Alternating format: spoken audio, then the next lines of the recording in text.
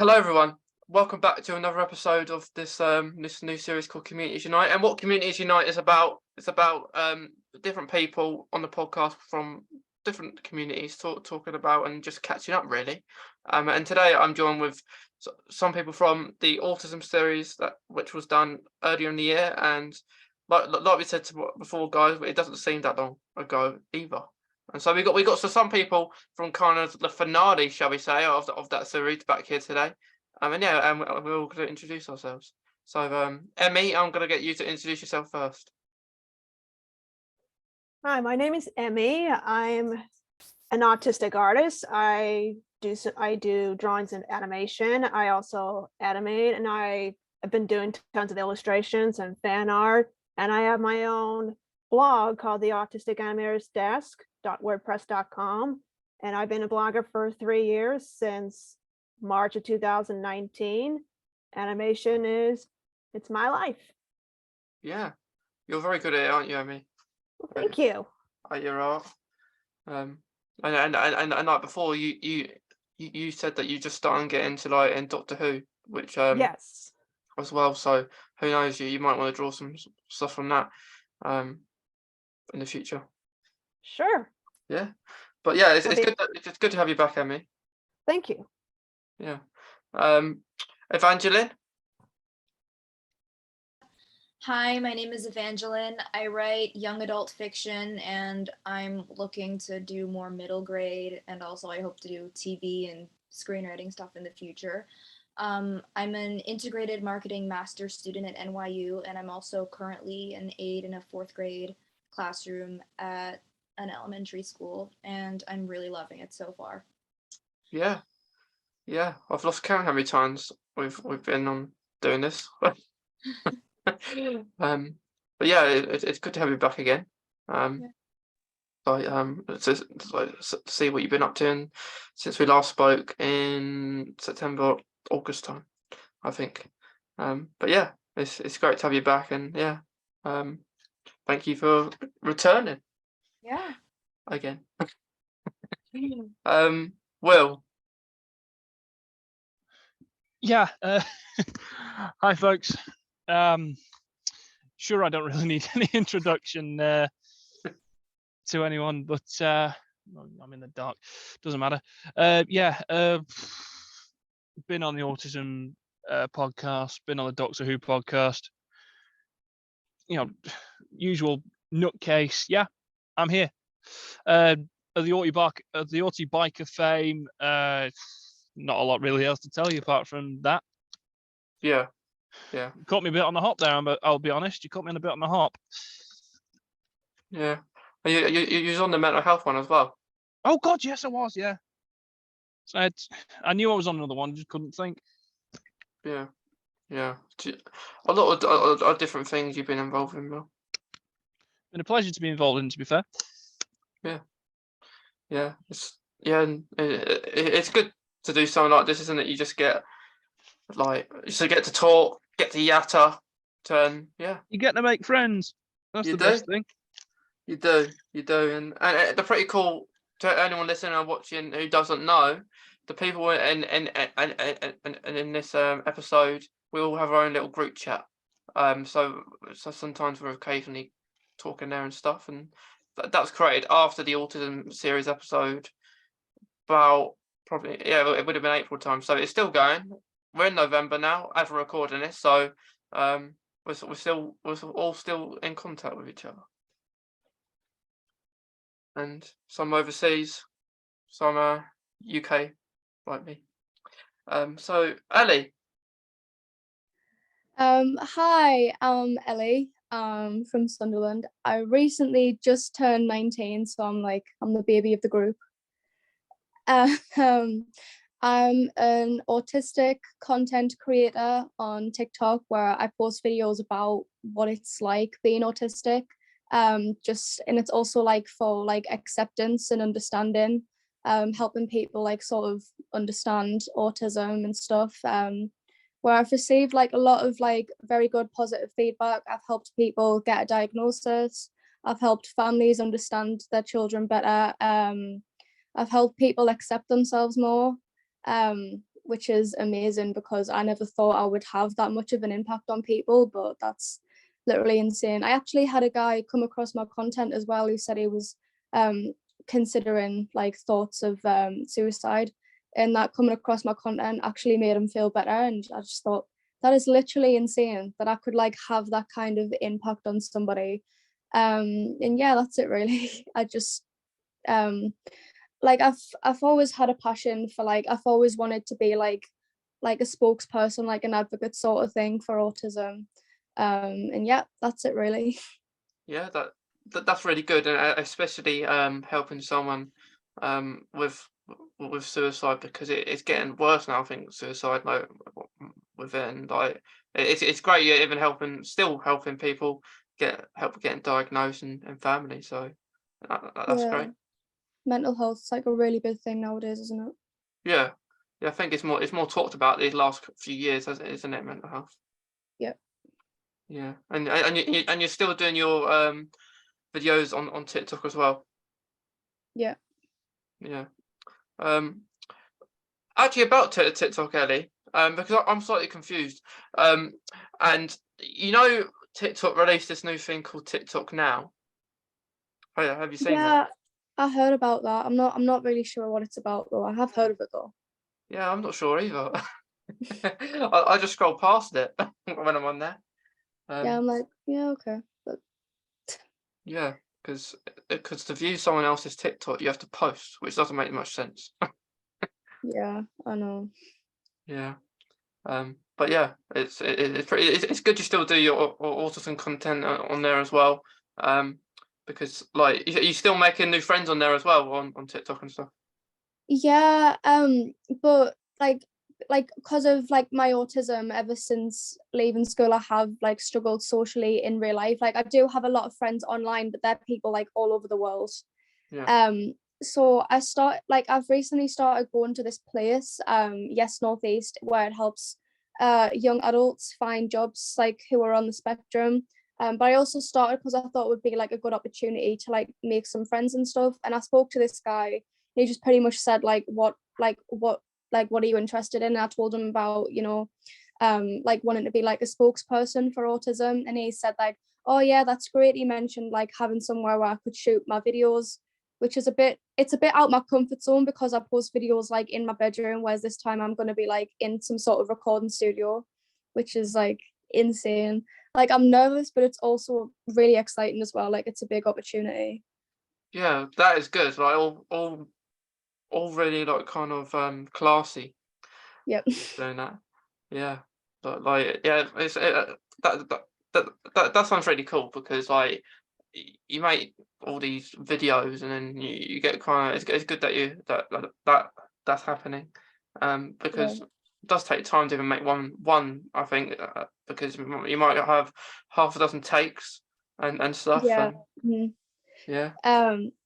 Yeah, he was actually on the spectrum as well, like the guy who spoke to us, and I wasn't expecting it, like, because obviously you can't tell by looking at somebody, like it's like on the inside, autism's like an invisible disability.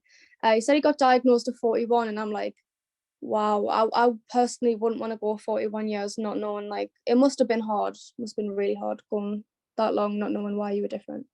Yeah, it is hard. Like I think at that age, like some people like who get diagnosed maybe later that don't think they maybe like they may like even think it themselves, so because so some people do, but as you're older you get, I guess, because you may not feel you don't need that diagnosis, because you don't need the support anymore, because you're past like you've got a job maybe, or you're not in education anymore. Yeah. But you can just get diagnosed now. I find more now, like in 2022, people get diagnosed later. Yeah, and at 41, probably like when he was growing up, when he was at school, it probably wasn't as recognized or understood as what it is now. Yeah. So Yeah, like 20 odd years ago, it was more, I guess, maybe around our age. And now it's not, is it? Like sometimes you get it more around our age, but not all the time. yeah. Yeah. I'm gonna let someone else talk now because I feel like I've just been rambling on for ages. Yeah. Yeah. Okay. Emmy, what have you been doing these last how many months is it? I have to count. I can't remember how many months, but what have you been up to? 7 months, I believe. The last time we did this was back in April, end of the April. Still doing drawings, illustrating. I mean, it's been busy. I mean, I'm doing pretty good so far. And I have a new post it'll be coming up soon next Tuesday on the 22nd. So I'm very, very excited. I'm not gonna give quote unquote spoiler alerts, but hopefully it'll be a good one. The last time I did a post for my blog was my very first fan art from one of my favorite Disney movies, Fantasia, and I did a fan art on the Sorcerer's Apprentice as with Mickey Mouse, and that was my first time. That was the first time I did a fan art on it because it's one of my favorite movies growing up, and it got me to appreciate classical music at a very young age, and so yeah, been busy, but life's still doing good. Still doing good. Yeah. Yeah, and you still have time to talk to silly old me. If you want, Emmy, you can say what it is because this episode won't go out till December. So if you want, you can say what it is, but you don't have to. Okay. Well, it's still excuse me. So sorry. No, so what is it like because you like to do Disney, don't you? Like a lot of Disney stuff. Is it kind of related to that?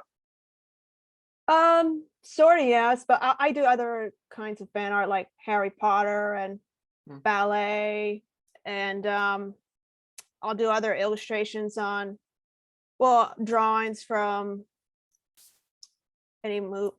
Well, yeah, Disney, Harry Potter, and ballet in between. Yeah, yeah. Do you have a favorite yet that you've done, like drawing? So many. It's kind of hard to Hard to pick and choose. I mean, there's so many. I mean, I've been proud of my work. It's kind of like you don't want to pick your favorite child or your favorite pet.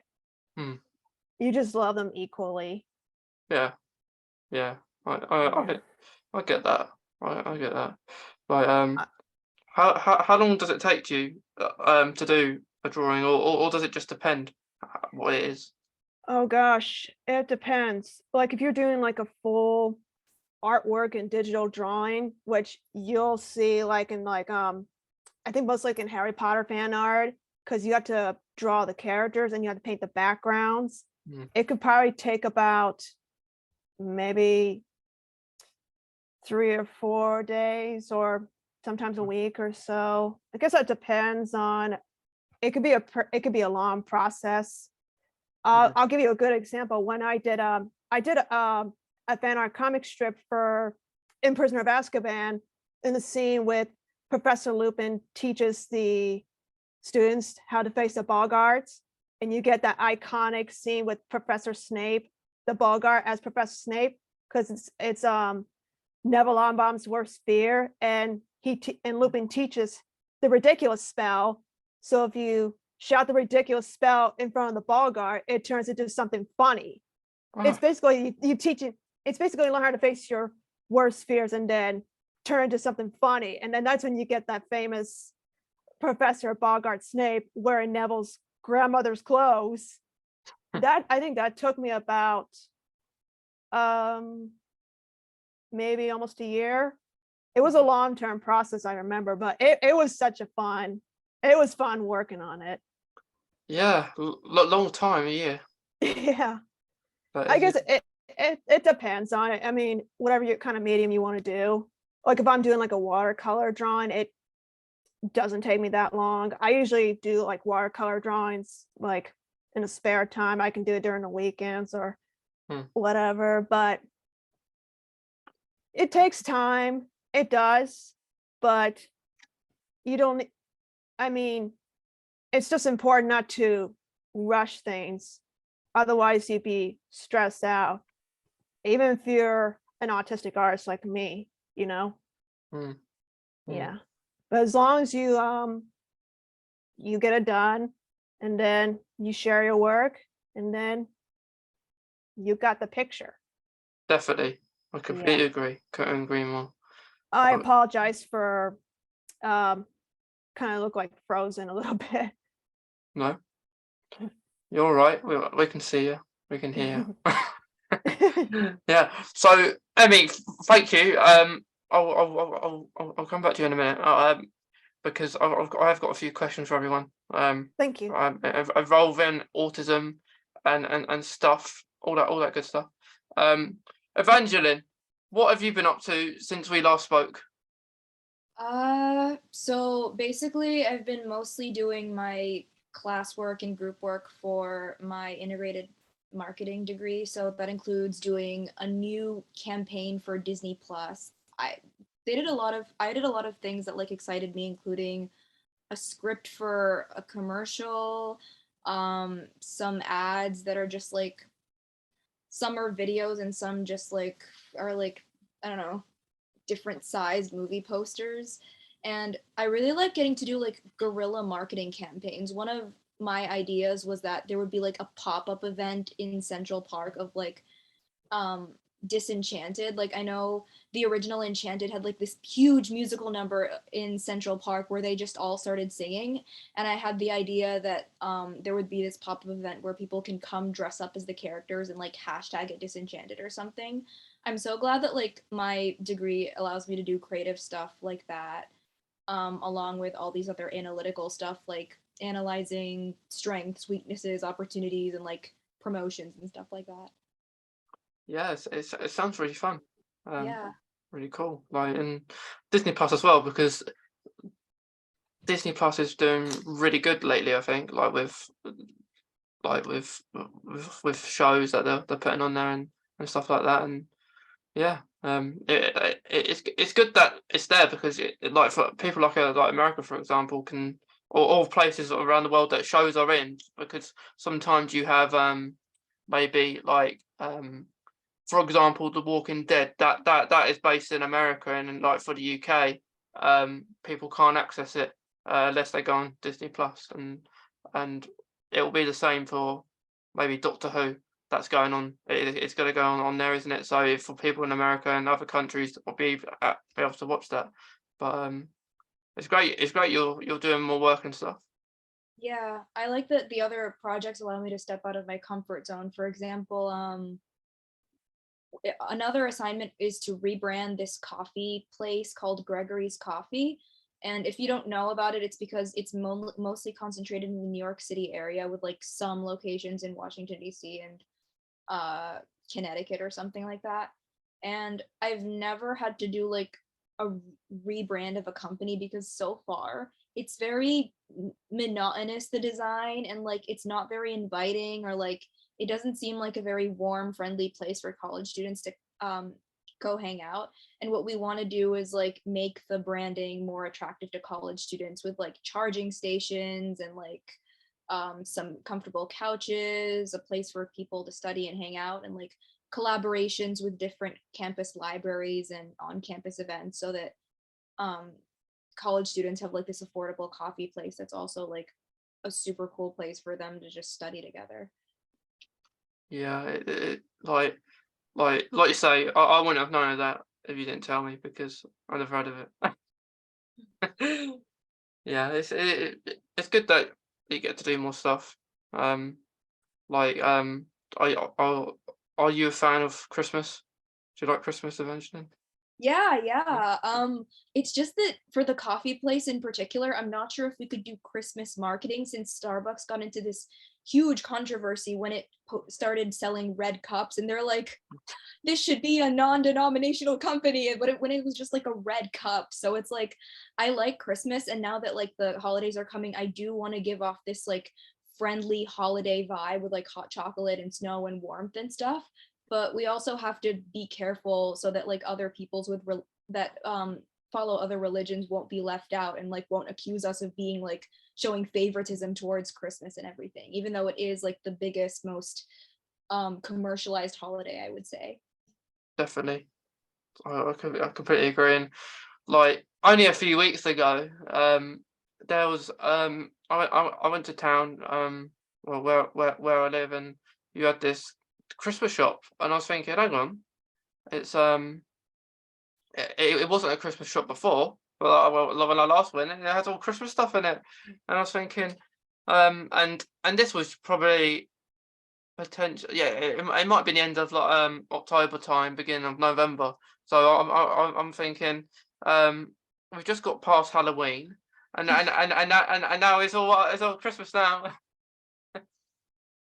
Yeah, that's so normal in like Filipino culture too, because like there's this huge meme that as soon as Halloween is over, Christmas music starts playing because they look forward all year to like Christmas, and like I feel like their build up to it starts like right after Halloween. And all I want for Christmas is like a huge meme because like it's such a big song and it's like a dramatic karaoke song, so it's like once the Christmas parties comes around, everybody who's gonna want to sing karaoke will want to sing that song. Yeah, like I don't mind like hearing about it like early on, but I won't listen to a Christmas song until possibly late November or early December, because it's not like Christmas. Like I see people putting up late September, put a Christmas tree up. They put their Christmas stuff up, and it's crazy. Like my birthday's on the 12th, and I know my birthday is not near Christmas, so which is crazy. That people do that, I think. Will, I see you there. You think that's a bit mad? Just, I hope the facial expression says everything. Can we at least have Armistice Day first? Is my view on the subject matter. I mean, I'm not trying to force anything on anyone, but can we please have Armistice Day first? You know, it's something that I'm quite big on in various assortments. But to be fair, with the amount of trying to phrase this in a way that is not going to involve me swearing like the trackman that I am, for all the crap we've had to wade through for the past 2-3 years, you know, with all this, you know, various plagues and things. I think there was a plague, you know, or something. Either way, I'm not trying to trivialize it. It's been quite serious and all that. With the amount of crud we've had to wade through, I think we need it. Late November is perfect to start talking about Christmas, to my view. Just let's have Remembrance Day first. Yeah, I completely agree. Like I think, yeah, like late November is perfectly fine. Even mid-November, I'm Yeah, easy offer. I'm working this Christmas, like I did last Christmas. yeah, You know, the railway sleeps for no man. definitely not. But I was like, I guess you've been up to the same thing since we last spoke there.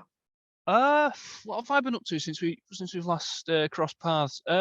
Work mainly, working on the Metrolink, hell of a lot of that, but not even just that. You know, the family's grown about tenfold. The camera collection has grown by at least 2, maybe 3. The lens collection is steadily growing. Aside from that, not a lot else has changed. I'm still me. I'm growing. Oh no, I'm growing my hair out because I got bored of it being short. 22 years of it being short, and I thought, right, I've had enough of this. Let's see how long it'll go. Aside from that, same old. Alright. Yeah. Still here, still alive and kicking. Yeah, that's the main thing. Like I said earlier, any day you wake up is a good day. Yeah, you got to kind of be like grateful for those kind of things. Well, the thing is, I haven't had a particularly tough time of it. It's just sometimes you just gotta have that outlook on life. Yeah, And some days are worse than others. But just remember, you woke up that morning, which is a good thing. definitely. I completely agree. A few things I've been up to since we all last spoke. I have been, well, I've been on a few holidays. I went. I did a skydive for my birthday. I say you're a mad bugger for doing that. Yeah, You won't yeah, catch me doing that. yeah, Adrenaline junkie or what? yeah. I did it, and then I went to sleep for a few hours afterwards because I was too tired, and then when you do a skydive, you get really hungry as well. So I had to eat as well when it was about it was about lunchtime I came down, so it wasn't that bad.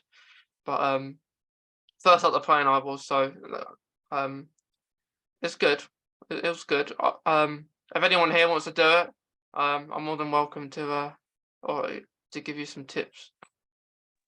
I could imagine doing a skydive would be like the most terrifying but most like exciting experience of your life. I feel like it would be terrifying, but it would also be really fun at the same time. Don't know how that works, but that's how I feel it would be like. I don't know. Yeah. Exhilarating is the word I'd use. Yeah, yeah. Because the thing is, you're there, you're falling at terminal velocities about 120 mile an hour, and you're well aware that if your parachute doesn't work, you're going splat, but it will work because it's been checked and double checked and treble checked. And the thing is, you're doing a tandem dive as well as your first one, so you'll be sound. Yeah, like it is like exactly what Ellie says there. It is like you're going to be anxious and you are going to be excited as well. Like Nervous sighted, I think, is the term. Yeah, that's it. Like I was very excited before I was there, and then when I'm getting strapped up, attached, and everything like that before I've gone on, I'm getting a little bit nervous. Probably my beat going, my heart's going beating really fast. And then what I was last on, so I was watching everyone else get on because I was first out the plane, so I get to chill for a good few minutes, and then I get on, and then you go up pretty, you do go up pretty high in the air, and as soon as my instructor guy says, "Am I ready?" and I say, "I'm not really," I say, and I don't look down because when you're about to go, that'll make me more nervous if I was locked. If I was, because you're in a position where you can just look out like straight, and then you will have to look down at a certain point. But I think if you look down straight away as you're ready to go, because you wait a few, possibly maybe 10 seconds before you go. But when you're on the floor, that is a good part, but you'd be very tired. I think. But in regards to autism, guys, do you guys like because I know I like to be called a certain term here. Like if someone was to say to you that you're a person with autism, or would you prefer to be called an autistic person? Because I know people like one or the other, or some people don't mind. Like, what do you guys prefer? See, for me personally, I'm not really that bothered. The whole argument in the community is like, they seem to think that if someone refers to you as like a person with autism, that means they're seeing autism as something that's just like a part of you or that can be taken away. Whereas autism, like you are an autistic person, like autism like is your personality like thing. Like it's not something that can be reversed, like taken away from you. But I mean, I assume like not everyone who says "oh, person with autism" means it that way. But I can understand sort of where they're coming from with that. But for me personally, I'm not really bothered. Like, I mean, I know most people who speak to me who say, "oh, this is Ellie, you know, she has autism." They don't mean it in like that kind of negative way, if you know what I mean. But I understand what the community means when they say that. Yeah. That's my opinion on it. Yeah. I completely understand that. Does anyone else have like a an opinion on it? I have an opinion on it, influenced by a book that I read recently. So an author that I really like is Ellie McNichol, and she lives in Scotland, I think, and she's written 2 middle grade books about autistic girls in like particular. And I love recommending these books to my students because if they're capable of understanding and like being kind in regards to autistic people, and I know they're not going to be jerks about it, like I do definitely want them to learn how people think when they're autistic so that they'll be more understanding and, you know, won't make ignorant comments. And this really important scene in the book is when the main character is at this like research facility where they want to replicate dead people so that their families can still talk to them. And the whole reason they're interviewing her is that so that they can take away autistic people's autistic traits once they die so that their family can have this like version of them that was never autistic, which is so horrible. And then when the girl says, "Oh, I'm autistic," the evil researcher guy is like, "Oh, you should say person with autism because people with cancer don't say like cancerous person or something like that." And she says, "I don't have cancer though." And I'm just thinking that, you know, that's how the evil researcher views autism, as something that can be like taken away or something that's wrong with you or something like that, when it's not. It's like an integral part of who you are, and it's not something that can just you can be cured of, because it's literally your brain structure, it's literally who you are. And it's not like yeah, I use the metaphor like your autism can't just walk away from you, because every single thing you do involves your autism. So like I'd say autistic person because, you know, it's not like a separate thing from you. That's my opinion on it. Yeah, I completely agree there.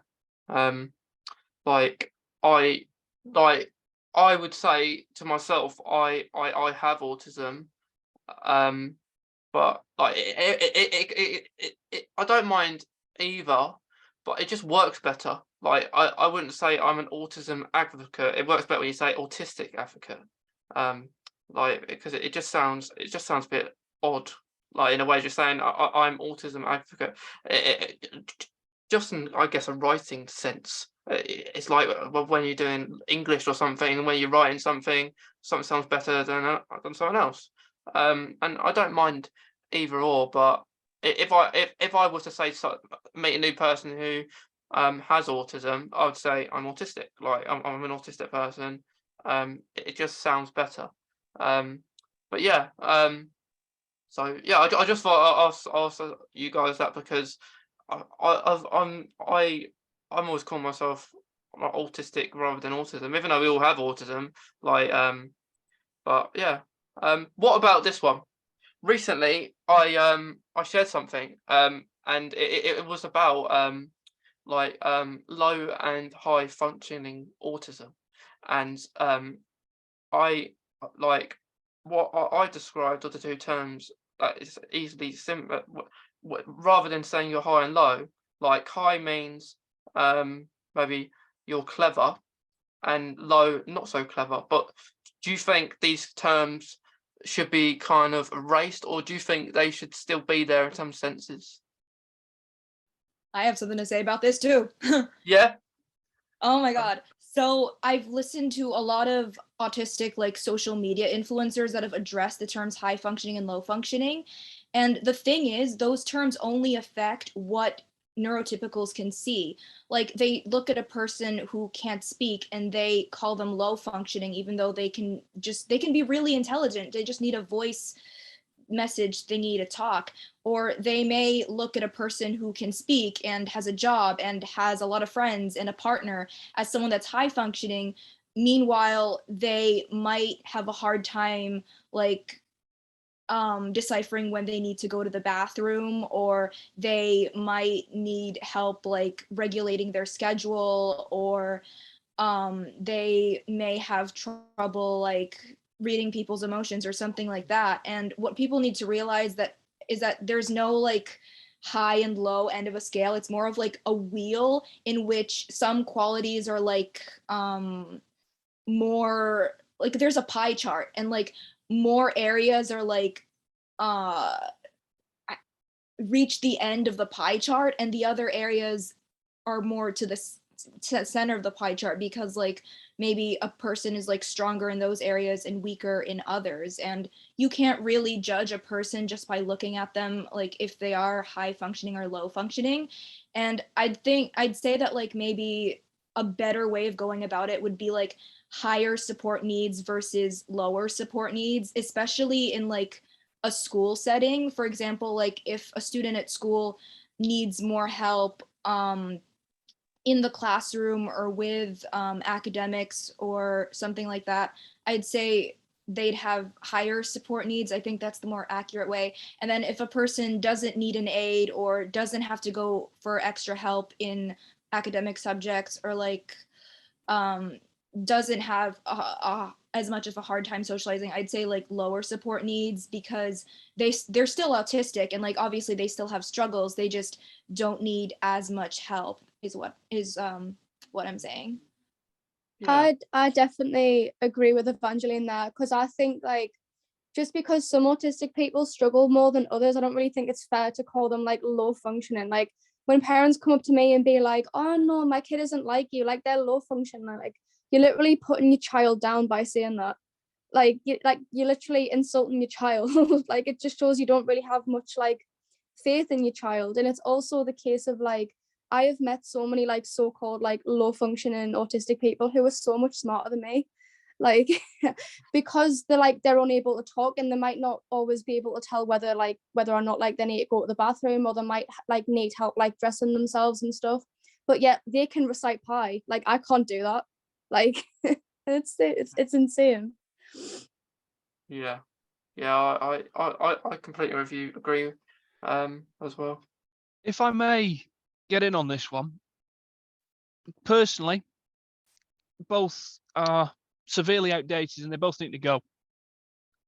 And it's for, as everyone's outlined, just because someone is non-verbal doesn't mean they can't understand anything. They might be semi-verbal and just having a non-verbal moment. It annoys me, because high and low functioning, it's like saying, yes, you can do all this, but if you can effectively pass for neurotypical, therefore you don't need anything. And then they say something about someone who's low functioning, they turn around and say, oh, well, this person is about as smart as a rock and X, Y, and Z. That's how I view it. It's completely rubbish. It's outdated poppycock, for want of a better term. Can we just have a society that doesn't judge the book by its cover? Because you'll get people that will, oh yes, completely stupid. No, they're probably smarter than you. They just don't want to talk to you, which is fine. They might not want to talk to you through choice, or they might be non-verbal. They might be semi-verbal, non-verbal, whatever. It's also I'm Captain Sneezy. So as we're saying, it's complete rubbish. It's complete nonsense. And you know, the shorter those terms are in use, the better, because we need more acceptance. And I don't mean just, oh, we accept that this exists, yada yada yada. No, act on your acceptance. Yes, it exists, but support us in a way that helps us, rather than giving us a load of grief for not a lot, just because you like your neurotypical ways of referring to us. And it's dehumanizing. That's what it is. It's dehumanizing, because if you say someone's low functioning, well, what does that mean? Are we a robot? If someone's high functioning, that again, are we a robot? Give us a break. We're trying to fit into your society that you've built yourself around your neurotypical values. And as soon as we try and fit in, you just give us rubbish for it. Thanks, I guess. Just make it easier for us to fit in. it's also I'll stop the case pontificating. Go on. it's also the case of like, as autistic people, like we don't put neurotypical people like in boxes of high and low functioning either. Like we could easily say like, this neurotypical person can't walk, they're low functioning, or Well, it's like, not you even know, that. it's not even that. It's 9 times out of 10 they do stuff that they find easy and we don't. Let's flip it on its head. Something we find easy that they don't, like remembering something, rattling facts and figures off. Shall we just judge them on their ability to do that? Putting in those boxes that way? Shall we do it on their way of driving? Because I swear I've nearly been hit twice today. Both times people were in yellow box junctions, and I was on foot, and someone blatantly saw me and nearly reversed into me in the centre of Manchester when they're in a yellow box junction and parked across both tram lines, the inbound and outbound on Mosley Street. Yeah, not the wisest of ideas. And I got quite annoyed at that, to be fair, because funnily enough, I don't like getting hit with cars, even if you've seen me. You know, it's detrimental to your life kind of a thing. But that's a different matter. In the essence, what I'm trying to say is, why don't we give them a taste of their own medicine, put them in our boxes? Yeah, but that's like me saying like, oh yeah, my mum's neurotypical, but like she's low functioning neurotypical because she has arthritis in both her legs. Like, no, just because someone's in a wheelchair or just because they might have like a leg condition, like it doesn't make them less of a person. Like, for example, like as autistic people, yes, we struggle with things that come naturally to neurotypical people, like understanding like body language, emotions, like they're not built social into cues. Yeah, like that's something that someone like a neurotypical person has to teach us, but we can do things that neurotypical people can't. Oh God, yeah. Like, it doesn't. It's like you say, it doesn't make us any less human than they are. literally. Just because we can't pick up on a certain thing and they can, it's complete nonsense. So yeah, like life, can't speak. High functioning, low functioning, get rid of it. But it's like some days I might seem like I have low support needs, but there could be other days where like I could have like high support needs. Like support needs can change depending on like the day, the time, the year, like our like whatever. It's no, I understand that completely, and it's true for me. There are some days I'll be fine after I'll come home from work. I'm fine. Some days, leave me the hell alone. Yeah, I completely agree with what you guys are saying. Like I like what you say about the road, but because it does make you feel like that, like about high and low, and like and yeah, like I think like what it in a school setting, like you say, you everyone's going to struggle with stuff, and everyone are going to be maybe a little bit smarter at a certain thing. So maybe, for example, maths, for example, you might love algebra. I don't know. Who loves that? Yeah, I'm gonna just put it right out there. I'm not a math genius. Like, no, I'm no genius either. I don't know why I'm going for this tech course on the railways, because you really need to be a math genius for that. I mean, I wish I was like the good at math autism stereotype, but like, no. I wish, but no. I wouldn't even want to be that sort of stereotype. I want to be me. I don't want to fit into any of these stereotypes, because the stereotypes are harmful. And they're harmful for a number of reasons, most of which is it colours everyone else's ways of thinking about autistic people. And that's the biggest problem. People get this preconceived notion from the films, TV shows. I've had, people said, "Oh, you're like Rain Man." I was like, "No, God, no." No. There's no. It doesn't, just because someone's seen Rain Man does not make them an expert on us, because you will never ever. There's probably 1 or 2 people out there in the 8 billion of us, or however many autistic people there are on the planet, that are like Rain Man. That's it. 1 or 2. Exactly, like, and it's a case of like, it's not even based on the real world.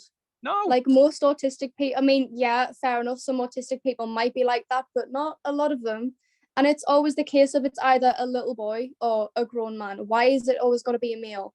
Why can't it be like and white? Yeah. Yes, exactly. Can we have some representations for the ladies out there, please? Yeah, more.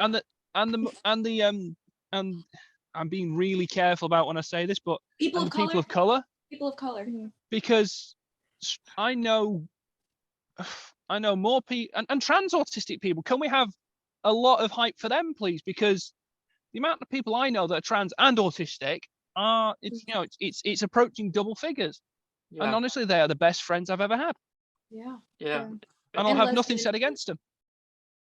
Yeah, it's also the case of like they're always straight as well. Like there's never any like, because you can obviously get autistic gay people, but that's never represented, like not really. I know that you're both I know Evangeline is, I'm not sure about you. Like I think it's Chloe Hayden, she came out, what was it? Yes, Quinny, I love that show. that's Heartbreak the one. High. It's an Australian Heartbreak Netflix High, show. Yeah, Mhm. I keep looking at that. That's really good, actually. Yeah. Yeah. she It's- I'm a actually bit. You caught me a bit on the hop here. I had to think like, what the? Oh yeah, that. she played a lesbian as well. I'm sorry, but as someone who's ace envy, Mhm. we need more representation in that respect as well. And I'm sticking by that. Not I'm, yet. I'm putting a stake in the ground. I hope someone will write that character and an agent will actually want to represent it. That's the Well, the thing is, I went for the show on the BBC. I went for I applied to be on that and got through, and then they just turned around and was like, right, well, we don't want you. And I was like, thanks. Am I not autistic enough for you? Am I not this, that, other for you? You start having these thoughts, quite obtrusive thoughts as well, and quite intrusive, start rolling around in your head. You think, God, if the BBC won't have me, then how else am I going to make my story heard? Because Instagram and YouTube feel like there's nothing there. If Instagram, I feel. I mean, let me have a look at the stats now. Apparently, 922. Let me just confirm that. Oh no, okay, 921. Apparently, 921 people on my profile beg to differ, but it feels like I'm just screaming into the void. It's like no one reads anything that I post. And okay, it's all photographs of me and this, that, and other, but it's not the point. It's like I wanted to go on this BBC thing because I wanted to show the positivity of what we're like. I didn't want to but of course, no, they have to have this cookie cutter perspective on ASD and all this. And of course, they didn't specify that there were 4 spots available in the first place. oh no, that's And dishonest. straight away, I'm not even going to watch that show because it's always going to be the stereotypical struggles with socializing, struggles with almost non-verbal, that sort of thing, because that's the outdated cookie cutter view that the BBC have.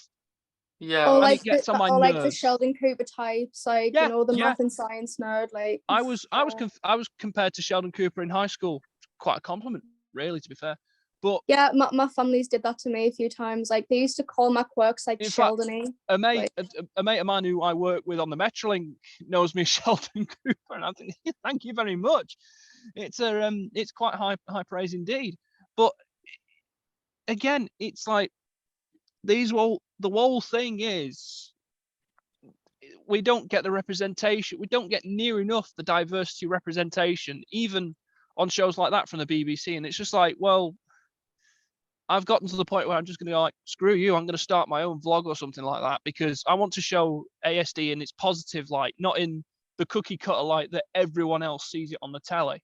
Yeah, I feel like when it comes to autistic, I'll stop pontificating because I'm getting quite hot under the collar about I'm agreeing this. with you. I'm saying that like when it comes to autistic stories or even sometimes POC stories, like agents and editors really like the narrative that like we're in pain or we hate what we are. Like there's so many stories where it's like, oh, I'm bullied for being autistic, or like, oh my god, I hate my skin color. And it's like, why can't we just love who we are and like go on normal adventures of romance and friendship and fighting monsters with everyone else and have the conflict not be our It sounds rubbish because that's a completely unrealistic way of looking at things because no one does that shit. You get a few people like that, but it's rare. Mm-hmm. It's like looking for the proverbial needle in a haystack. Yeah. I mean, I don't hate who I am. I'm different, and you know, if you can't deal with the fact that I'm different, then be off with you.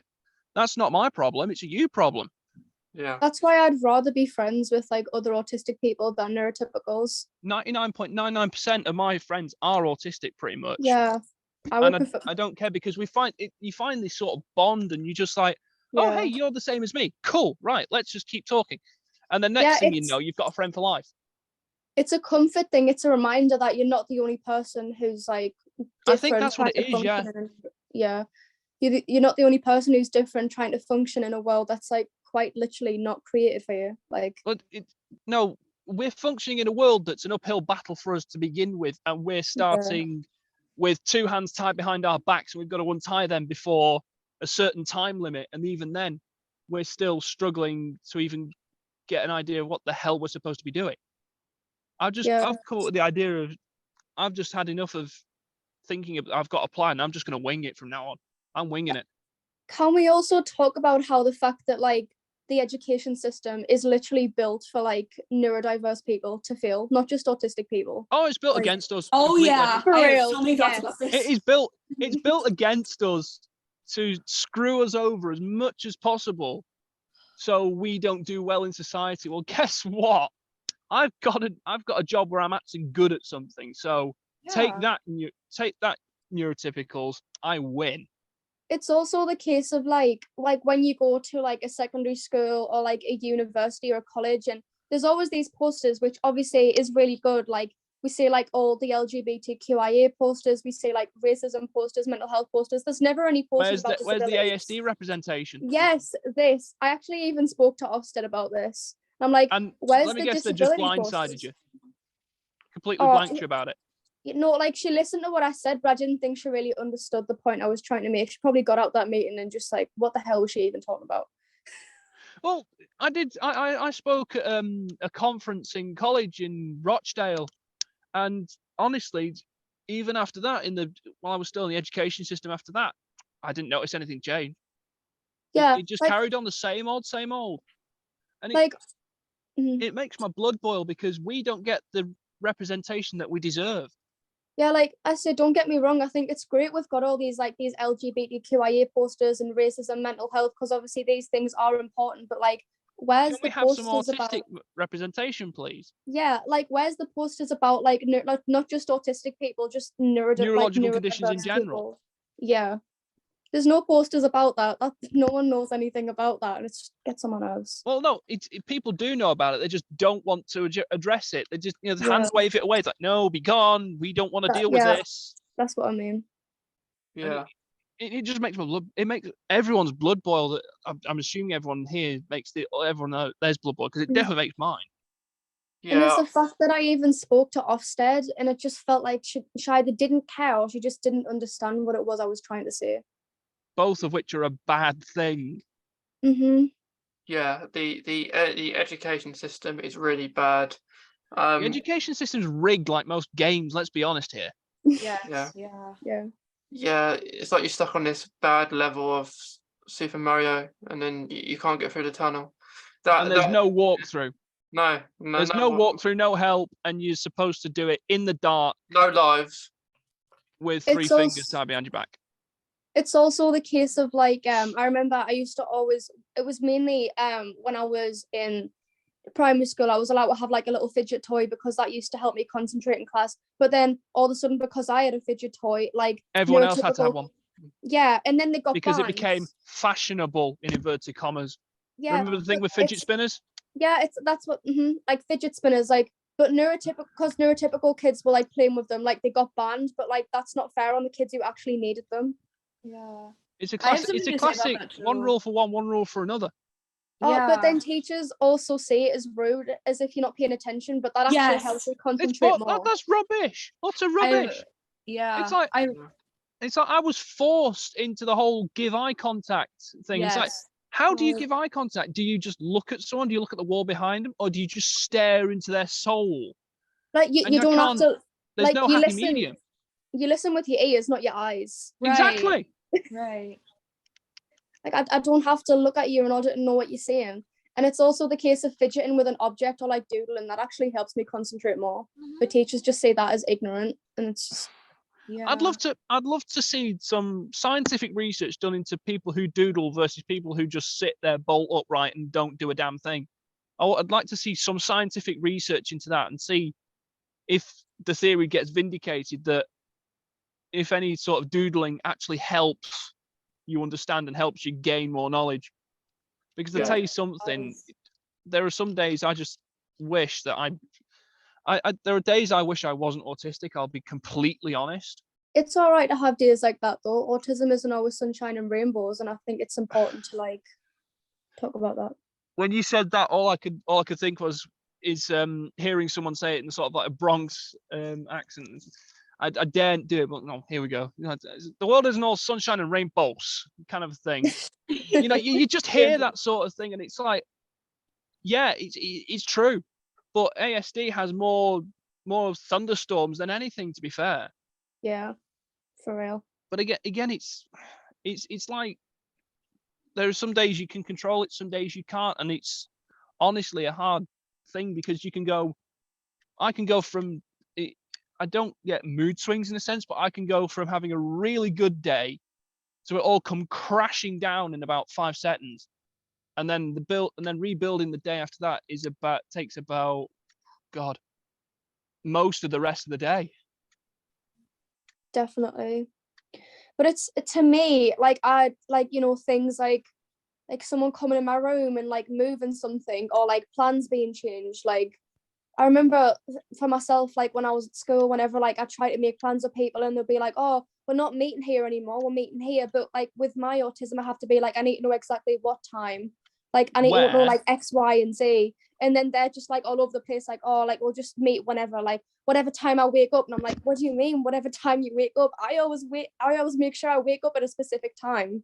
Like, what? I'm with you on that, because it happened to me at work one time. We're on the Metrolink, and I was sent in as replacement for someone from the depot when I was supposed to be with someone else, and they said, "Oh, right, do you know whether in the centre of Manchester?" Like, yeah, I know exactly where I'm going. I get there, no one's there. Why is no one here? And so, of course, brain starts saying, "Oh no, they've gone without me." Da da da da da. Turns out they're actually up at Deesgate Castlefield rather than Piccadilly Gardens.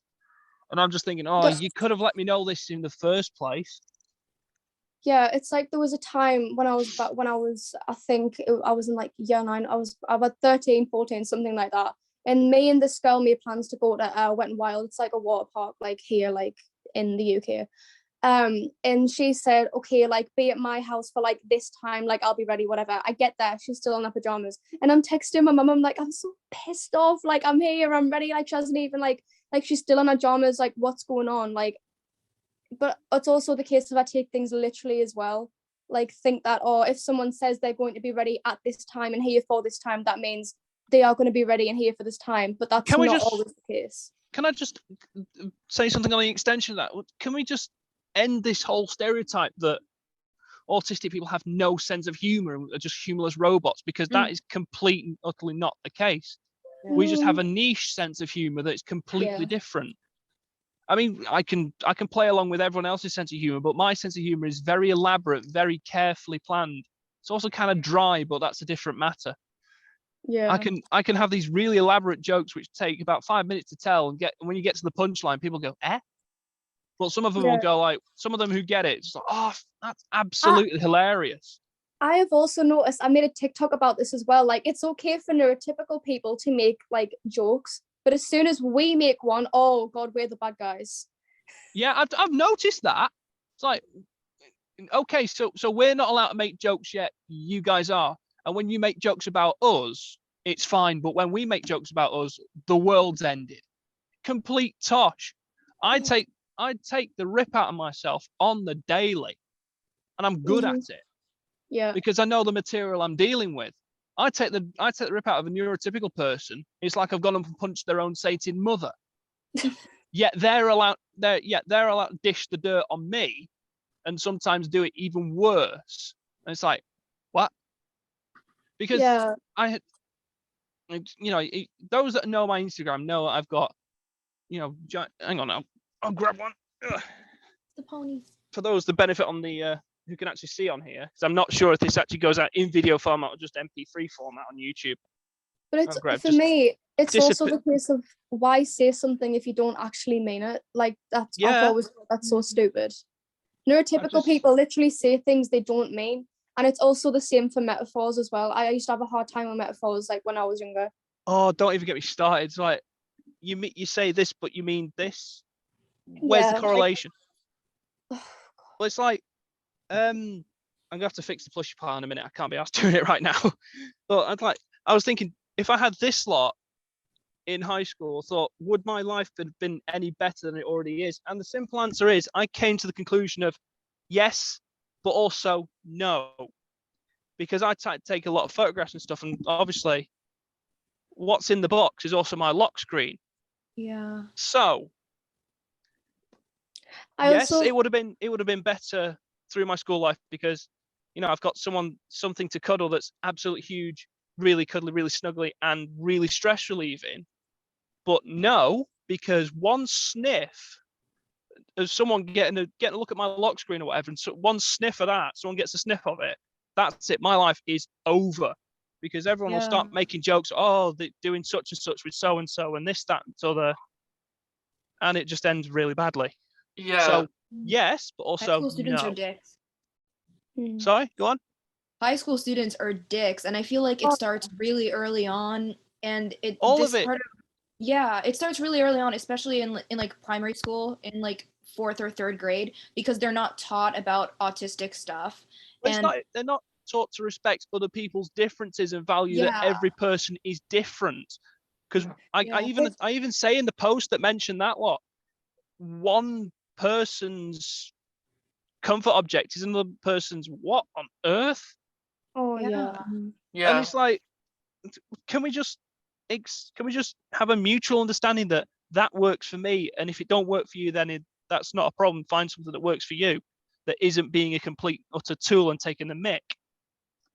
God, for real. Yeah, I think like for things like that, like now, if you're a let's say you're in your teens, and then another person who's really judgmental will say, hang on, you've got all them, and how old are you?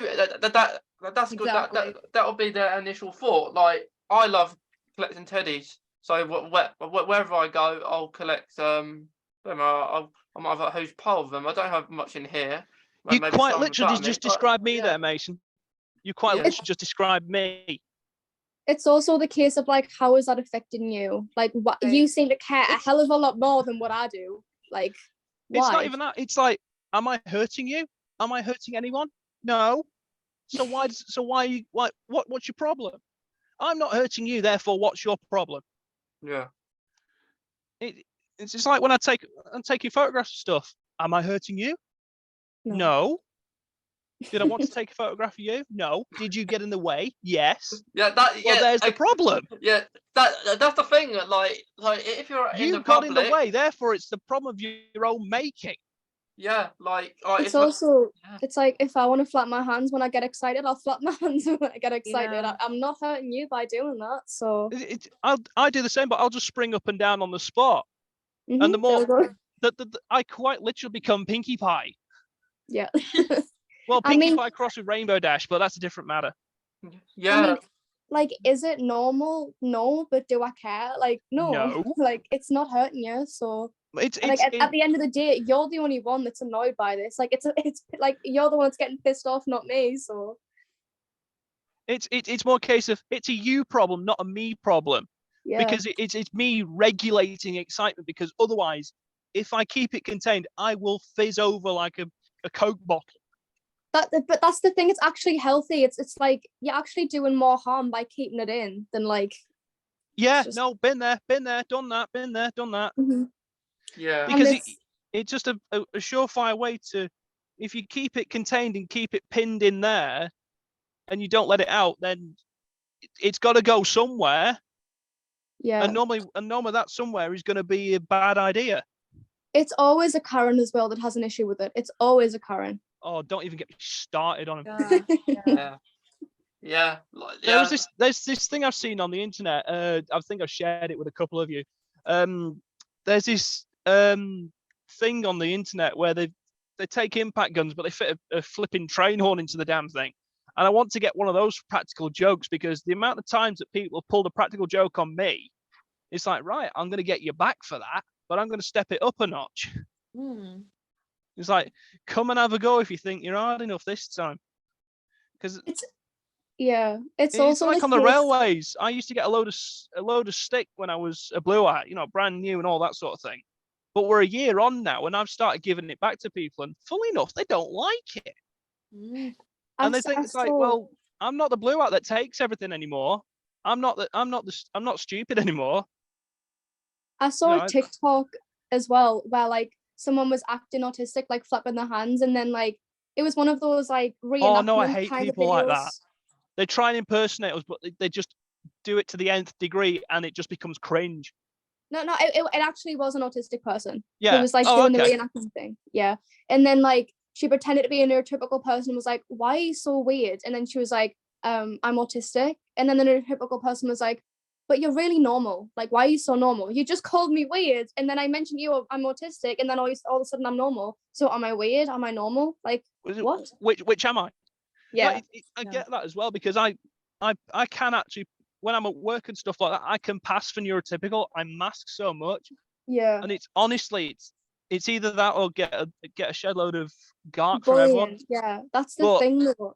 It's like it's to stop yourself from getting bullied. That's where the mask comes from. It's like a coping mechanism sort of thing.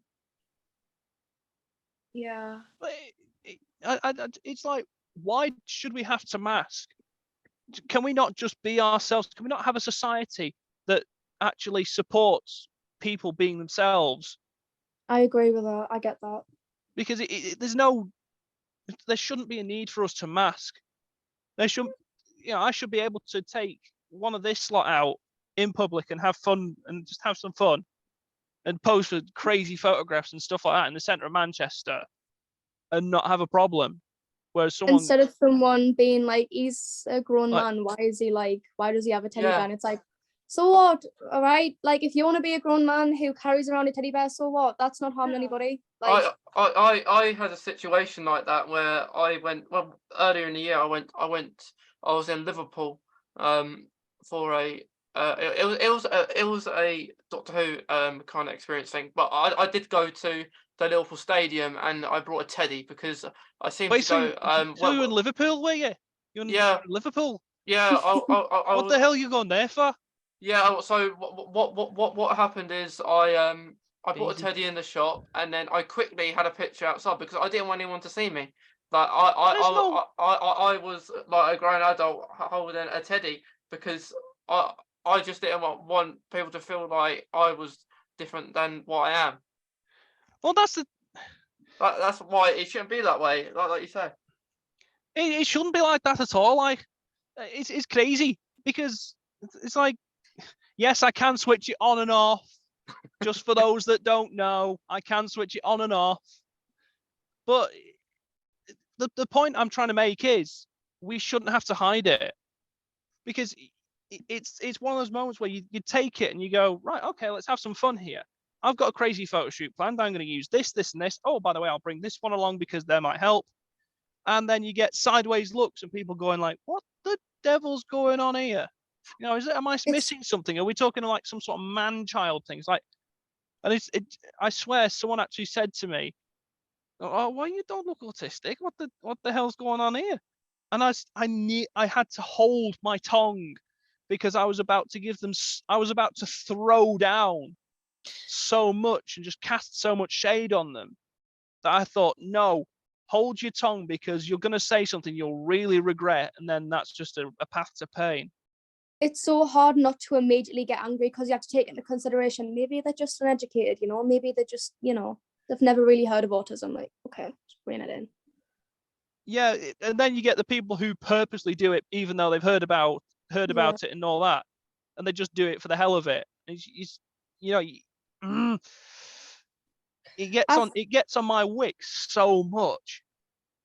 I even had someone comment on one of my TikToks like, yes, autism does have a look. And then I'm like, no, it doesn't. are It you doesn't. sure about that? Because all the autistic people I've met all look vastly different from each other. I mean, do me and you look alike? Obviously not. I mean, do we even sound the same? There we go. Oh. I couldn't even pull a Geordie accent off to save my life. I don't know what that is. I can go close with Scouse, but my sort of, I'm mainly, I like to say my sort of dialect is a mix between Lancashire, West Yorkshire, and Greater Manchester, because that's where I'm from. I'm from those sorts of three areas. Yeah, And I don't. I'm from Sunderland. I would be like what a Geordie would call like a Mackem. I think that's what they call me. I don't know. It's immaterial. The point. I really hate saying Geordie because it generalises, but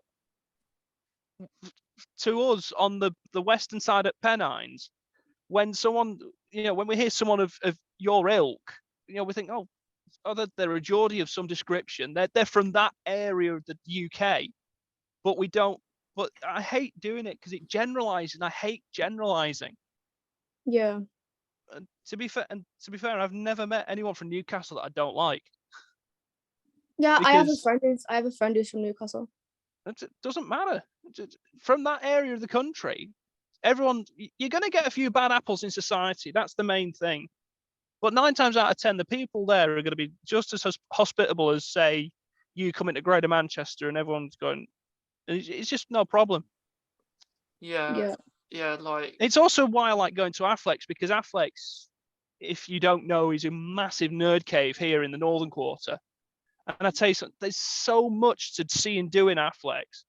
But I can walk around in my bright orange rail PPE and go and buy something from Affleck's and no one bats an eyelid. Yeah, I had someone in Tesco was like, "Oh, do you work for the railway?" It's like, no, I'm not dressed like this for fun. And I like doing this with my mates because I've got a few jackets like for different bus companies. So what I like doing is I represent a different bus company. Like for once, I'll be First or Warrington Zone, and they say, "Oh, have you swapped jobs to there?" It's like, no, I still work on the railways. I'm just playing with you here. It's like the old bait and switch. Yeah. Anyway, I'll shut up. Retail space. I saw, the thing is, this has never actually happened to me, but apparently this happens to a lot of autistic kids in school, or just kids who are like quiet, like just like a social awkward, like neurotypical person, where like the so-called popular kids will come over and be like, "Hi bestie, like are we fuck no. besties? Are we best Oh friends?" God, Oh, no. yeah. On TikTok. So, and it's That so happened yeah. once. I That remember happened to that. me once in high school, and I was just like, that was so awkward. but I can imagine it must feel so infantilizing, because it's like they're literally talking to you like a 5-year-old. Because that's like what you would say to a child, like, "Hi, are we best friends?" Like, what are you doing? I'm literally 16 years old, not 5. Go away. Someone I don't even talk like that did to that to actual me. children. Go on, Evanglyn. You first. I don't even talk like that to actual children. Like, the 10-year-olds that I work with, they're actually like really cool to talk to, and like I talk to them like they're my age. I mean, obviously not about inappropriate topics, but like I try to treat them with a bit of respect. Yeah, because like when I was that age, I wanted to be treated with respect, so I'd treat them the way I wanted to be treated, you know? It's like when I'm talking to someone who's a bit younger than me, I'll talk to them like a scout, because I've been in the scout movement. I've done scouts and stuff like that. So I'll just treat them like a scout. I'll treat them with a damn bit of respect and not talk to them like they're a 5-year-old, because someone did that to me and they made the grave mistake of doing it. Because I turned around and said, "Look, I'm 20, not 50, not 5. Oh, so either off. You're talking to me like I'm 15 years younger than I actually am. Get out of my sight." Tell them. Yeah. I had to hold back the tirade of insults behind that. I had to hold that back, but there was it's a case of, look, if you're gonna be like that, then I'm gonna start treating you like a child, and we'll see how you like it. And I did it to someone once, and they turned around and said, "Why are you treating me like a child?" Well, why are you treating mine like a child? Get out of my sight. Like, don't even talk to me like that again. Like, it's never happened to us, but I've seen it being done with like other people, like even people who aren't autistic, even people who are just like a little quiet, socially awkward. They're like, "Hi bestie, are we best friends?" I'm like, you do know he's literally 16 years old. He's the same age as you. Why are you literally talking to him as if he's like 4? Like, what are you doing? It's not even that. It's like getting talked down to is one of the most demeaning things on the planet, and it gets on my nerves so much. Me too. Because the moment someone talks down to me, it's like, no, I'm not talking to you. Either treat me with a bit of respect or just get out of my sight. Yeah. It's also the case of like when you're a teenager, you're in that weird, like, you know, you're not really like a child, but you're also not an adult yet. You're kind of in between. It's that And sort of in between period, and you're just like, what the heck am I? yeah, and then it's like, I mean, like I'm classed as an adult, but like I kind of am sort of still a teenager. You know, I'm the baby of the group. I've only just turned 19, but it's like So I remember, you're only 3 Teen at years the younger end. than me. but it's like I remember in school, like they would always say, like, you know, like, we'll treat you like young adults, but then like they expected us to act like young adults, but then treat us like children. Oh no, don't even get me started, because there's this. I was in one class in school, and I came up with a really valid argument, a completely valid, a really clever argument actually. And the teacher said, "Shut your disrespectful mouth." It's like, what? I've come up with a really clever and somewhat tongue in cheek, but very clever and very thought out argument and very thought out point to sort of carry on the debate of what you're saying. But how about this? And they turned around and said, shut up and stop being disrespectful. What? How am I being disrespectful with coming up with this argument? Yet I've thought about it, phrased it, and done it right. Because teachers hate if being you get one of the outsmarted, Yes. especially if you get when one it's of the done by a disrespectful child. types that pipe up They in just a really want to be. disrespectful way, they don't bat an eyelid. They just want Yeah, to their someone who point to be heard, and they don't care about someone else's point. Yeah, I have noticed that like teachers hate being outsmarted, like especially when it's done by a child. They're like, "Who the hell are you to like question me?" But it's like, you're actually right though, and they hate that so much. Yeah, if they've done something wrong or said something not right, and you correct them, They think they will try and like not agree with what you're saying. even though they know they've been outsmarted. Yeah, yeah. I've had a few teachers do that to me, but the vast majority have gone, yeah, oh, okay, fair enough. You've seen the mistake, right? Fine, fair enough. It's this, and it's rare that happens, but you get teachers that either take it really well, really professionally, or some that just resort to the tactics of, well, I'm right, I'm smart, you're dumb, kind of a thing. Yeah, You know, like the scene in Matilda. Yeah. I'm yeah, smart, like, you you're know, dumb. I'm I'm big, old, you're you're young. small. I'm right, you're wrong. Like, you know, I'm the adult, I'm smart, you're a child, so you're stupid. Like, no, like that's not how it works. I think I've had times where I've seen the sort of the writing on the wall before they've even seen it and thought there's something going to go wrong here, and then it eventually goes wrong, and I've just had those phones like, yeah, told you so. Yeah, I would love it, right? You know, when a teacher was like, you know, since you think like you know it, like why don't you come up and teach the class? If a kid was to actually just get up and like I've been very close to actually doing that. Yeah. And at one point, I actually got out of my seat, and they're like, "Whoa, easy, okay, I got it wrong." You know, I actually went to move to get up out of my seat, and they just like, "Well, okay, fair enough, I got it wrong." Yeah. So it's them trying to bluff you, mainly. You have to ask them to move, don't you? Yeah, you put hands. It's like, hang on a minute. No, this happened, and it was this. And then they try and argue the toss, and it's like, no, this happened. And then you pull it up on Google. Well, this did happen. And they're like, okay, I've been outsmarted. When a teacher tries to call on you because they think that you're not paying attention, then you actually get it right. yeah, Like, that's the funny. annoyance that's of classic. the teacher's side. No, the best one of those happened to me in Yeah, an English class where I was looking out the window, but I was still listening. And they called on me because of, I can't remember what it was.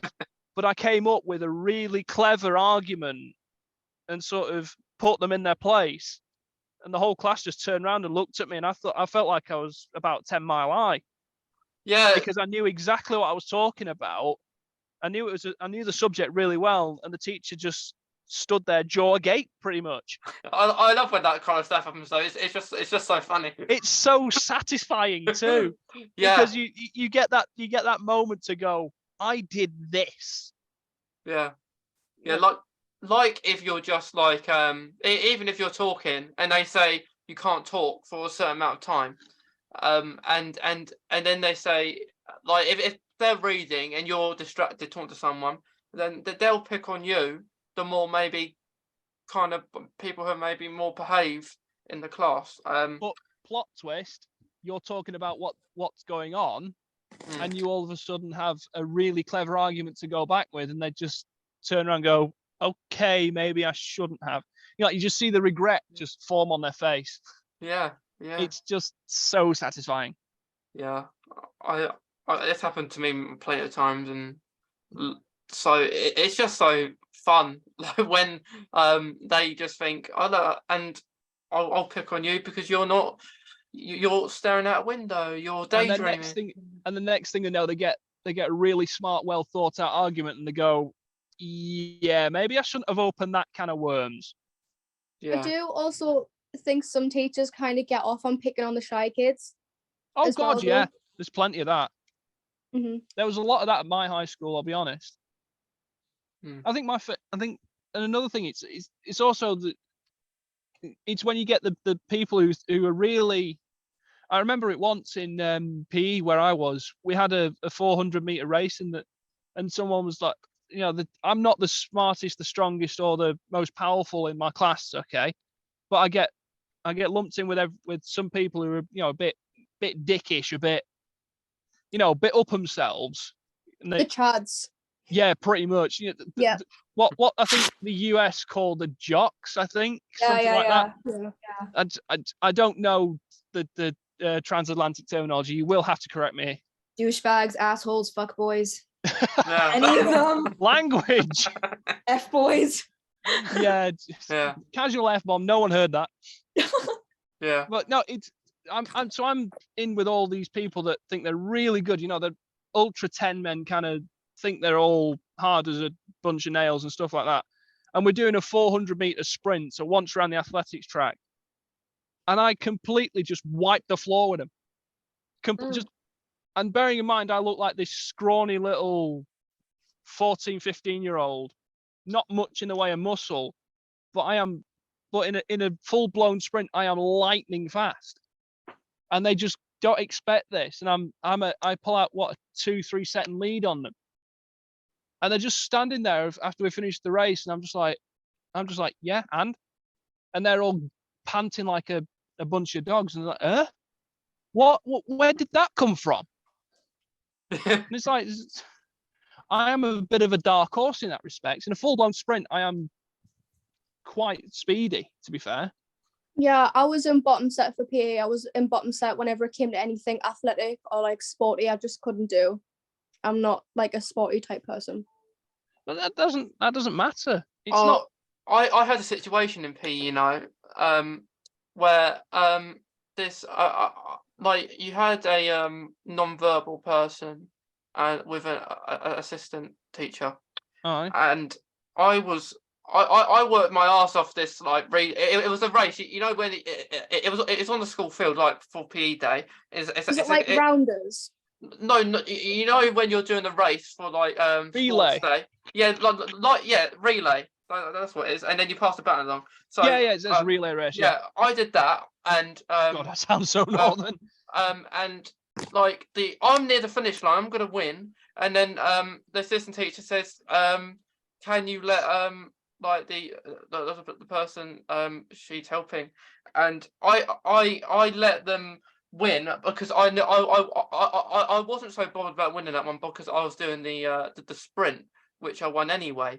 But you had a few shreds of self-respect. Yeah, I had respect there where I could have, if I badly wanted to, I could have just opened the taps and gone for it. Yeah, I could have gone for it, but I chose differently to do it, even though I want to win everything. I'm kind of I'm pretty competitive too.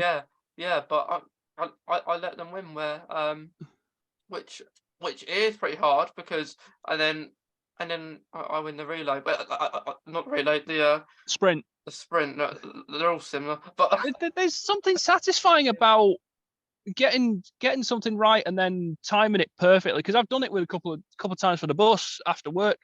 I've gone into a full-blown sprint, and I heard someone say, "Oh, he's not going to make it." I overheard someone at the stop saying, "No, he's not going to make it." Meanwhile, I'm in a full-blown sprint, and I make the bus, and the jaws just like, "Huh?" And bearing in mind, I've got my backpack on at work, which is full of various bits and bobs. and they're just standing there, jaws agape, like, what just happened? And it's like, people, if you look at my stature, I'm not built like a brick outhouse. I'm not super muscular. Yeah, I can keep up and shovel with the best of them. I think over my whole year on the railways for now, I think I've moved 10 ton of ballast, something like that, with a shovel. Yeah. And okay, I'm not the best on the shovel, but doesn't mean I won't give it a red hot crack. Because I'm what you would call a jack of all trades, master of none.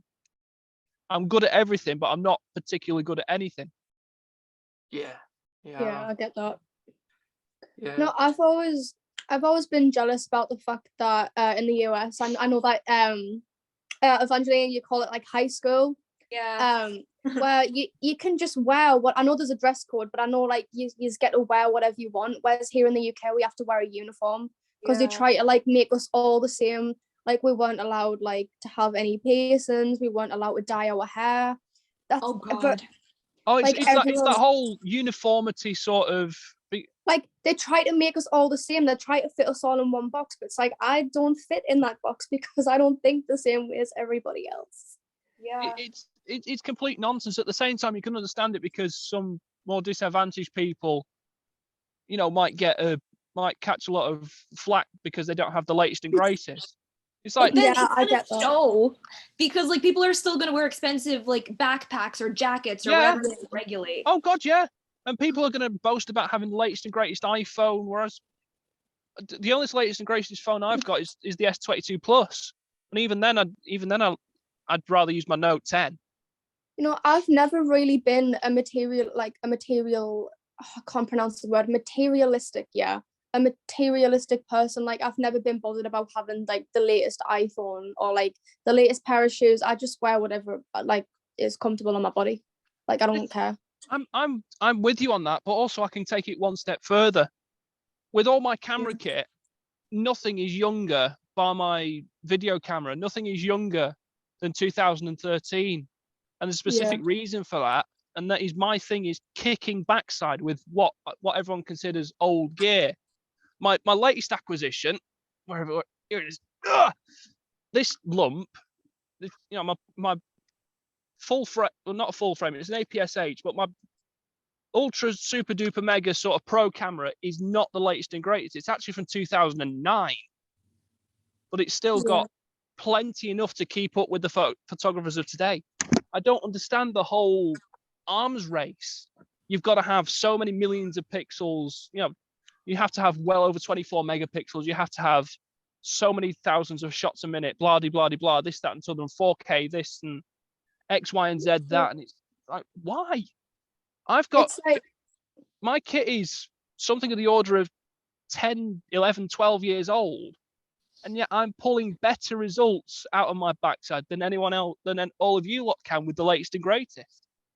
I remember watching like American shows like about like, you know, the whole prom king and prom queen, and I'm like, it's literally just a piece of plastic. Like, oh God, yeah. I don't really care. Like, what? It's like, why? People look down on people that shop at charity shops. I don't care. Some of my best clothing and some of my favorite stuff has come from charity shops. Yeah, that's what I'm saying. Like in these like high school like American like movies that I watch, I'm like, why are these girls literally killing themselves over something that's literally just a piece of plastic? Like in Mean Girls. Don't even get me started. That was the only movie we could watch in my maths class. It's like, I've got bored of it about 3 times after the third 15-minute stint of it. I had to go and do something else because I just thought, I want to do actual math rather than this. I resorted to doodling, drawing, writing bits and bobs, starting a whole story rather than watching the flipping show because I was just like, this again. It's funny because I that's probably where I got that from, you know, like, you know, when Katie just says like, this is just a piece of plastic, like he's a piece for you, he's a piece for you, he's a piece for you in the audience. But the thing is, that's the reality check that people need. People need that reality check occasionally. It's like it's just like sometimes when I post on my story, I'll say, I've not got the latest and greatest kit, but it doesn't stop me doing what I do with it. Because and I've said this hundreds of times, the most important bit of a photographer's kit isn't the camera they have, it's what's inside their heads. You know, a camera doesn't come with a decisive moment indicator that flashes in the viewfinder to tell you to take the photograph. That's on the onus is on you to take the photograph. You have that shot framed. Yeah.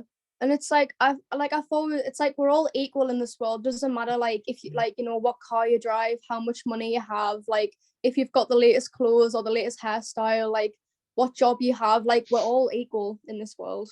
Like it's like in school, like popularity, like you realize when you leave school, popularity literally is not a thing.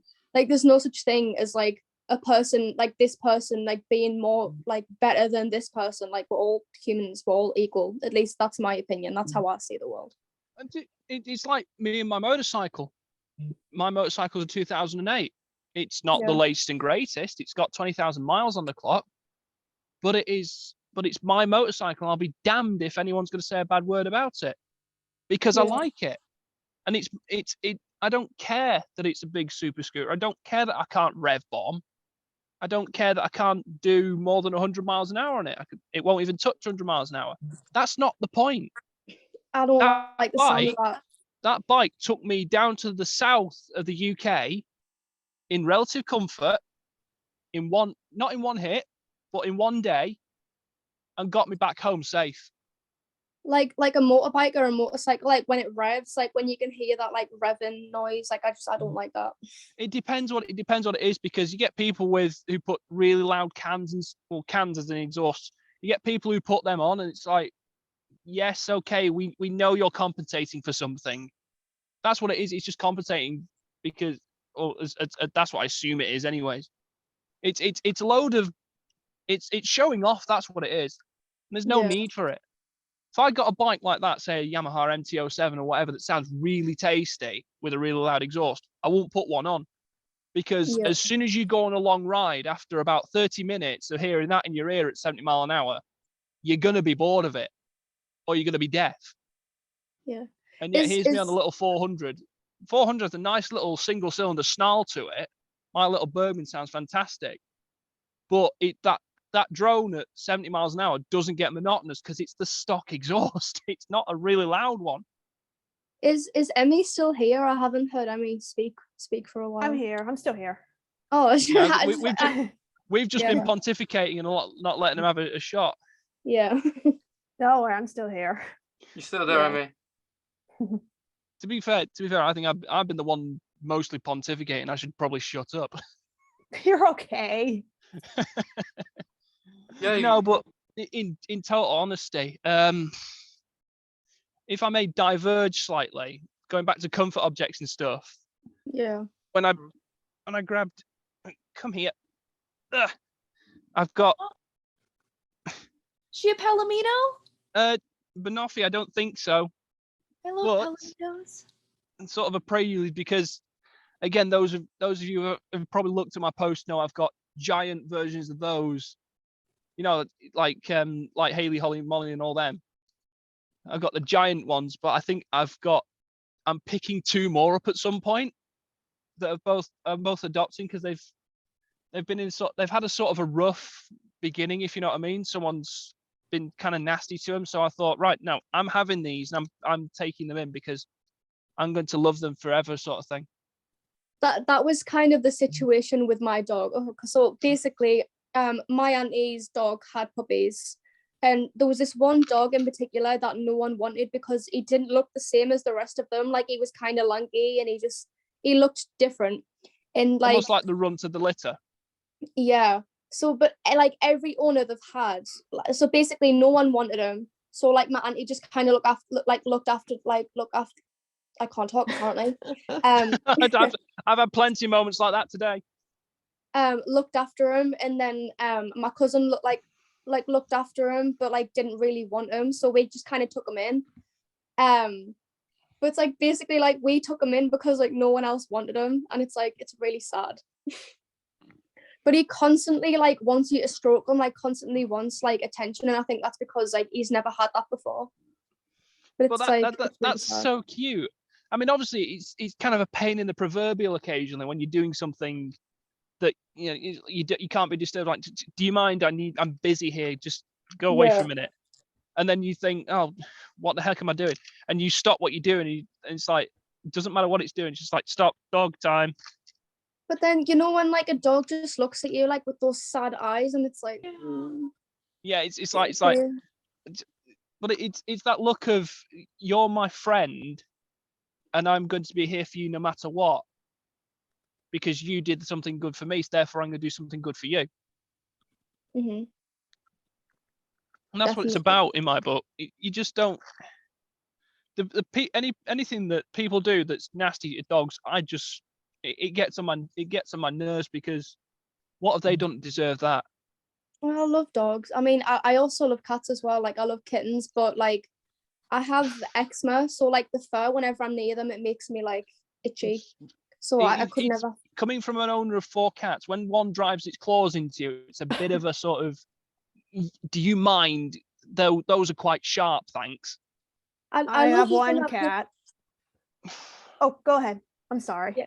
No, it's fine. Like, I just love looking at pictures of baby kittens. They're so cute, and I'm like, I would literally scratch my skin off if I had one. So, what kind of cat? Yeah. Incoming. What kind of cat is it? Black and white. Black and white. Small black and white queen. Hang on, where's your Insta? I'll DM you now. Yeah. Oh wait, no, you're on your phone, aren't you? Damn.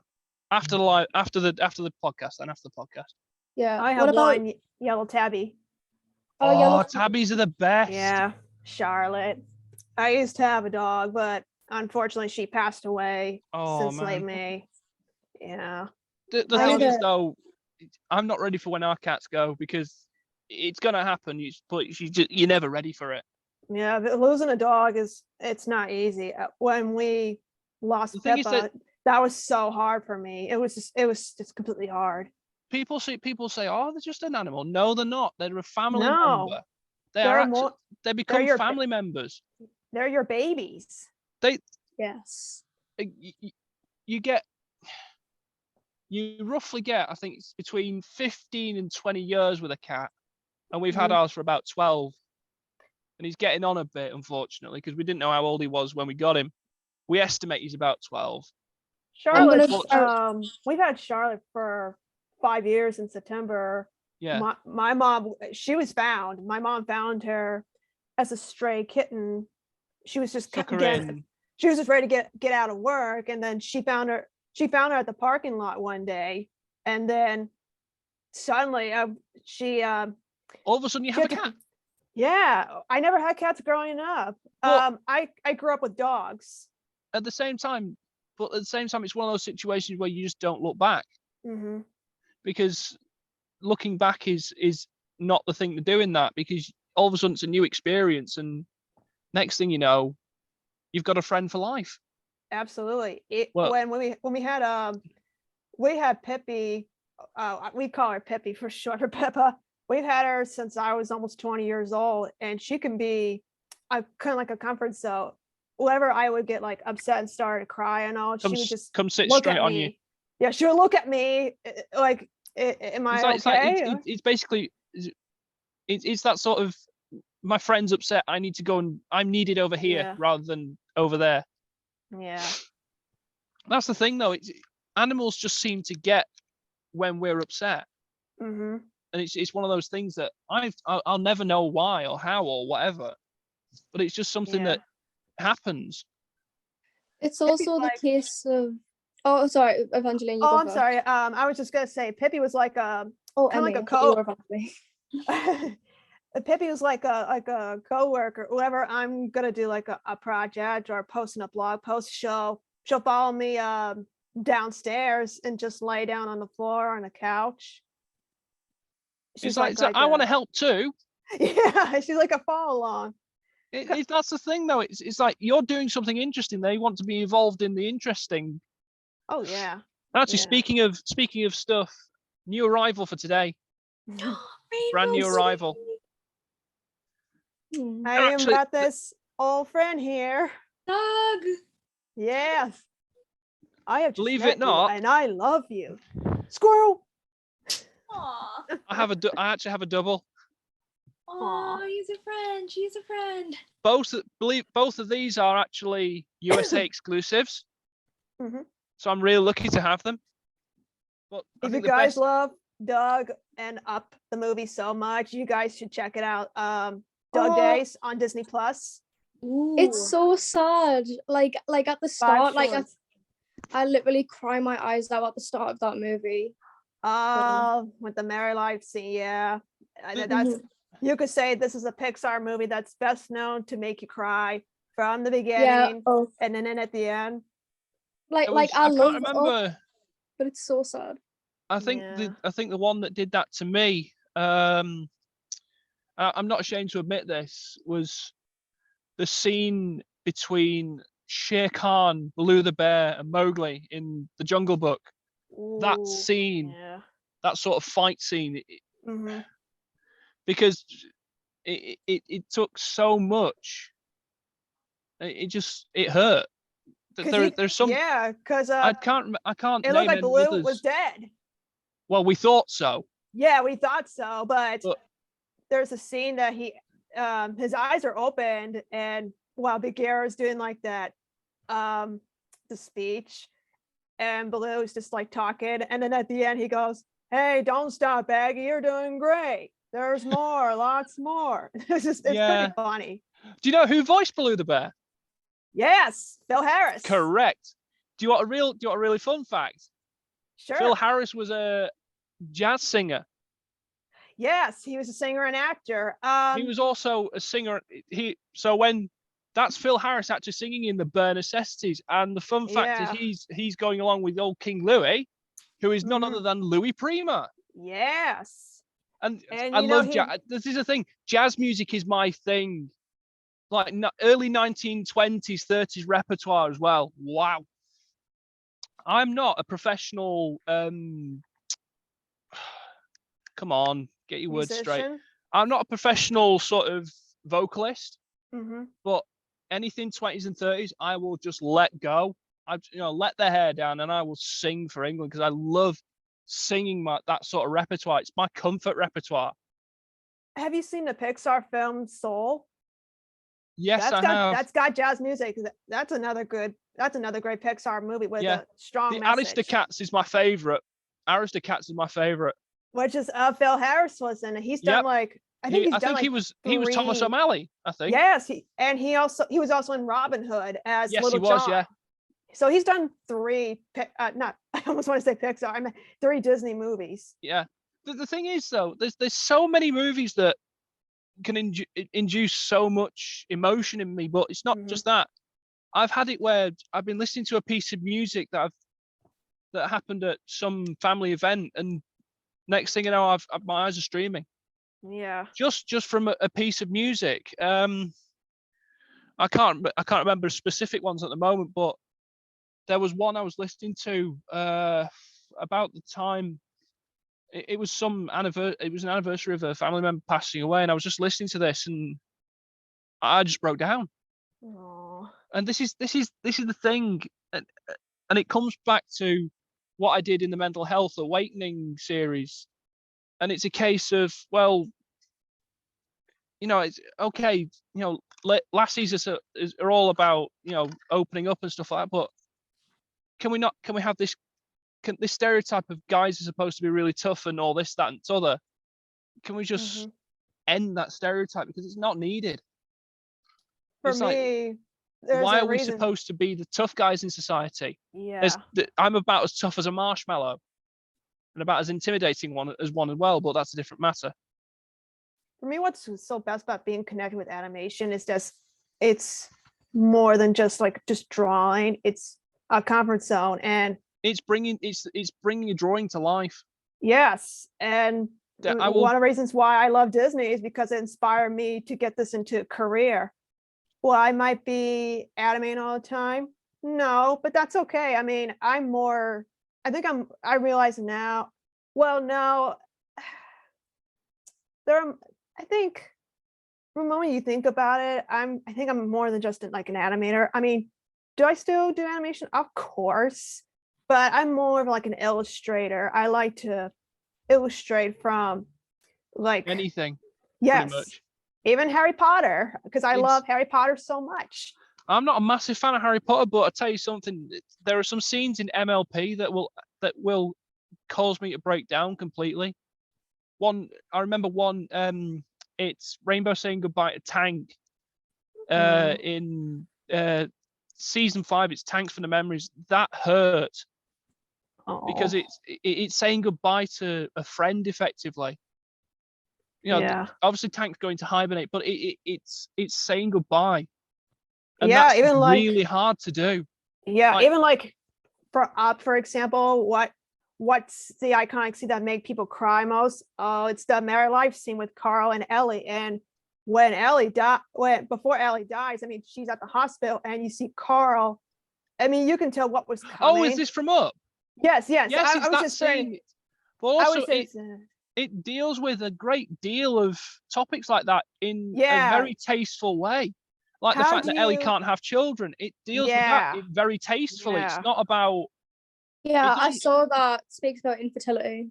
I think Pixar, it's more than just being like a kid's film, because animation is not just for kids, it's for kids and grown-ups. Because what's so fascinating about Pixar is that they show strong emotions, even has kind of like a bit of adult themes. Like you're right about when there's a scene with Carl and Ellie, they want to have kids, and then you get to the next scene at the hospital and you see Ellie just crying and Carl's just trying to comfort her because you can tell she's got a miscarriage and she can't have children, but she'll always have Carl by her side until she passed. Yeah, when you get to that scene with her death scene, yeah, I mean, that was I know how hard it was for Carl.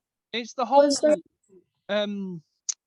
it's also like the value of marriage, because it's in the vows. It's the phrase is "till death do us part."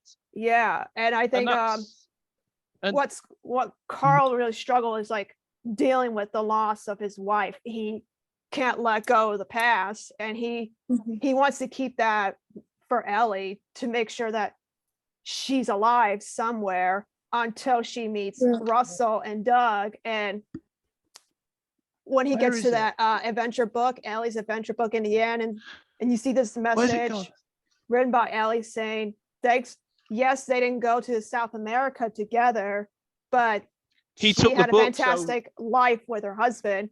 And she wrote at the end, she wrote, thanks for the adventure. Now you go out and start your own. Is it explained how Ellie dies, or is it not like, or do we not know? No, my guess to me, I mean, you could tell she was very sick. I mean, there's that one scene when they're going to the park and Carl has got the tickets to South America and he wants to surprise her. It's like, oh, is this it? Are they gonna go to struggling. South America? Yeah, and she couldn't get up on the hill and she's starting to fall, and Carl just rushes to her seeing if she's okay, and then we get her at the hospital. My guess to me, she might have died of cancer. I mean, heart failure or something. Might be, it could have just been old age. Maybe it's like, I don't know.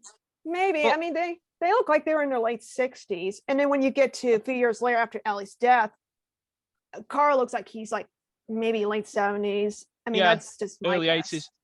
Yeah. It's funny we're talking about this, talking about memories and keeping memories of people. What I'm holding here is my grandfather's regimental tie. He was in the border regiment, and one of his last wishes, as far as I'm aware, was he wanted me to have this. Aww. It's that sort of, but it's the only memory, so to speak, that I have of him, aside from the ones in my head. This is the only physical thing I have of him, so I've treasured it. Yeah.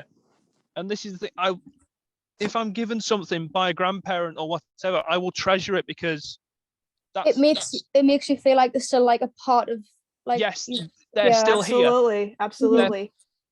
But not only that, they're a part of you.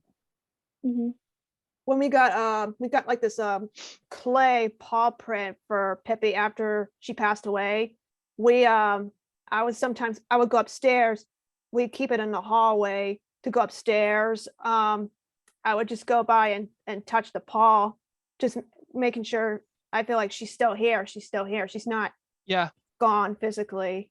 Even though we have Char as our only pet, she's a sweetheart. But I still want to feel Pippi is still here. She's still with us. There's Yeah. there's days that I wish I could see I wish my grandparents could see how far I've come and how much I've done.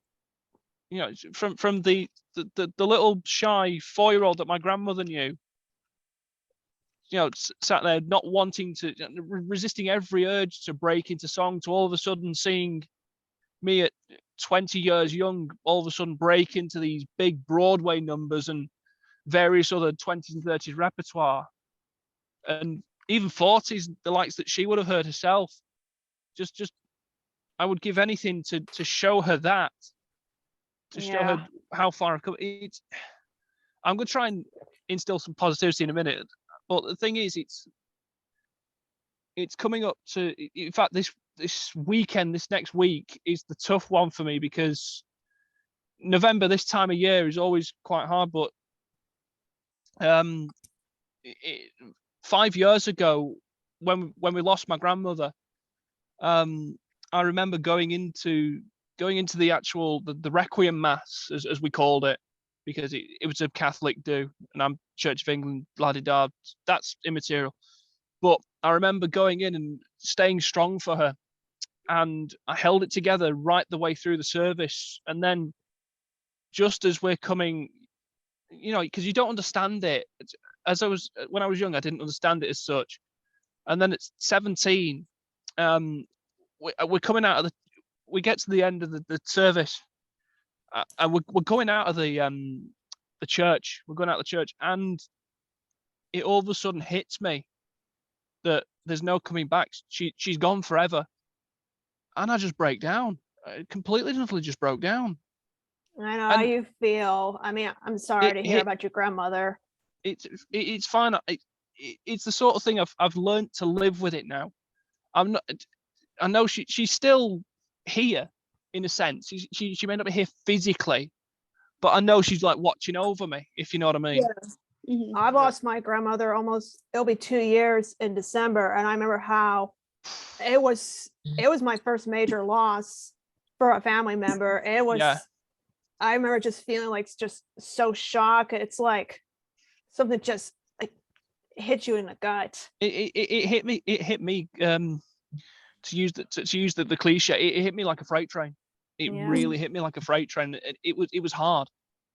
They may be gone physically, even though you cannot see them. Gone, but never forgotten. Never forgotten. And I like to think they're still here. They're just not physically here, if you know what I mean. There's another good Pixar movie. I'm just gonna put another example about the loss is Coco. Yes. Day of the Dead. And I learned about Day of the Dead. I took Spanish class 3 years in high school, and this is my introduction to Day of the Dead. They what's really cool about this holiday is that you celebrate the ancestors and the people who in your family who passed away. They it feels like they're still here, and they'll come home to you. How they spread, they'll come back and see you. You know how they spread like orange marigold petals around the trails from your home? That's supposed to be like the pathway. That's their pathway back to you. Yeah. So they can come. If you don't leave the petals, they can't come. And you get like these beautiful ofrendas, pictures of members who you lost in your family. You put their favorite food and drinks and it's welcoming them home one last time. Yeah. And that's quite touching, because I remember doing it myself in Spanish, and honestly, it feels right to do. Yeah. Although I'm not part of that culture, I can see why they do it. Mm-hmm. And honestly, it makes so much sense. Oh yeah, I totally agree. Like from an ASD point of view, to tie it back, it quite literally is the case of it's that sort of I've missed you, welcome home kind of a thing. Yeah, I totally agree. I mean, there's another example of a Pixar movie that would just make you cry. I will say I I don't get too emotional when it comes to watching emotional scenes from Pixar, but I do feel it. And that final scene with Miguel, he sings "Remember Me" to his great grandmother Coco because she started forgetting. Yeah. Well, that's what happened with my grandmother. Yeah, I went some kind of to see dementia. her. I went to But- see her Mhm. one day at college. I had a college break, and so I went. College being higher education after high school for us, so 16 to 18. And so 17-year-old me has gone off on a bus because I've got a massive break in the day, and I'll go up to go and see her, go have a brew and have a chat. And oh God, we get there, we start chatting, and then halfway through a conversation, she asked me who I am, and I wasn't. Nothing prepares you for it. Nothing prepares you for it. And so I have to. I keep telling her, and she's telling me she wants to go home, and I just try my best to tell her she's home, she's safe, all this sort of thing. Yeah, my nana has dementia, so I get. But when I got out and went back to college, got on the bus, I nearly broke down on the bus, which is not. That's not like me. Yeah. And that's it hit me like a ton of bricks. Yeah, and if you had a close relationship with your nana, it's understandable why you. I feel did. I had a very close relationship. She instilled in me the love of music that I have to this day. Mm-hmm. So it was quite a big blow to me. But I think what's amazing from that scene in Coco, from the moment Miguel played that song to his great grandmother Coco, and suddenly spark just click like that, and she finally remembers. This is the thing. It's been, I think it's scientific stuff. It's some scientific research that shows that music helps them. Music helps people with dementia. Like, how many times do you listen to classical music that makes you feel better? How many times do you listen to jazz? Means music is a great comfort zone. Yeah, but it's also, as I've had a whisper of from my left, apparently that's the last thing to go before stage 4 dementia. Mm-hmm. I wouldn't know because I haven't done the research, but that's the last thing. But when music goes, that must be harrowing. I just apparently, yeah, all right, you go first. Oh, okay. I just keep interrupting. I just don't want to keep interrupting. No, it's fine. Yeah, I think that's what makes Disney and Pixar movies just so powerful. They just make the connection to the audience. I mean, you look at animated characters as just real people. That's the thing. It's meant to. It sort of bridges the gap. Mm-hmm. And that's it. But also, there's points in those films that show a lot of humility, and the big example to me that I can tell you is from Cars, where you've got Lightning on the verge of winning his first almost, I think, piston cup or something like that. Yeah, it's the three-way tie, and you've got the devil of the piece shunts the gentleman who's based on a Pontiac Firebird, with the big wing at the back and all that sort of thing. The King was based on a Pontiac Firebird, and he has the massive crash, and Lightning remembers it as the Doc Hudson crash. Yes. So he sees the same thing, and he stops dead because he's not having the win, and he helps him finish his last race. And that, to me, speaks volumes. I like how Lightning McQueen's characters just changed, because at the beginning you see him as like this all-time celebrity racing car, and he's not full of himself, but he's sort of I don't want to he's rolling in it pretty much. And I don't want to call him a jerk, because I mean, there is this and that. I mean, he can be a jerk, but not like his rival. But all of a sudden, as it goes through, he develops the humility. Yeah. And that's what makes me like the movie. It was the humility. And then I haven't watched Cars 3, but without Doc, it sort of, you think, wow, this is pretty powerful. Cars 3 is pretty good. I've seen it. It's been a while since I've seen it, but I know I've But seen you see it. him have It's the pretty same good. accident. Yeah, You yeah. see him have the same major accident, and Yeah. it's quite harrowing to watch. Pretty intense because it looks like a But- real car crash. Yeah, because animation has caught up over the past. Yes. I think Cars came out in 2006, and it's now 20. When did Cars 3 come out? 2017 or something like that. Yeah, yeah, that's right. 2017, because Coco came out the same year. Yeah. I think Cars 3 came out first, and then a few months. Coco came out in November because Yeah. November was the month to celebrate Day of the Dead. Yeah. Like few days. Yeah. So Coco, yeah, it makes Yeah, a yeah. lot amount of sense. Yeah. But More We- recent, seeing, Yeah. go on. Oh, we usually celebrate Halloween on October 31st, and then in Mexico is Day of the Dead starts from November 1st to the 2nd. Oh, I can't. Oh, what do they call it? What's the Spanish for it? I'm just trying to remember. Oh, Dia de los Muertos. Yes, yeah. And for some reason, I had something like Cinco de Mayo coming through my head, but it's like that's the completely the wrong thing. That's the 5th of May. That's sort of like linked to Mardi Gras and stuff like that. Yeah. But No, I never Go on. used to know like the real origin behind Halloween. I mean, I looked it up quite recently. But if I'm being honest, I think I still don't really get it. ugh, Does to be anyone fair, know I don't why either. Halloween is a thing? I mean, obviously we know why we celebrate Christmas because that's the day that Jesus was born. Well, yeah, Yeah, Does- but it's the day that guy upstairs sent his son to us yeah, to but be a I bit mean, tongue in cheek.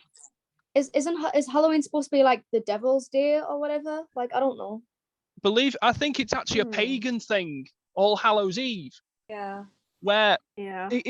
apparently, according to very spiritual people, it's supposed to be when the veil between the paranormal world and our world is at its thinnest.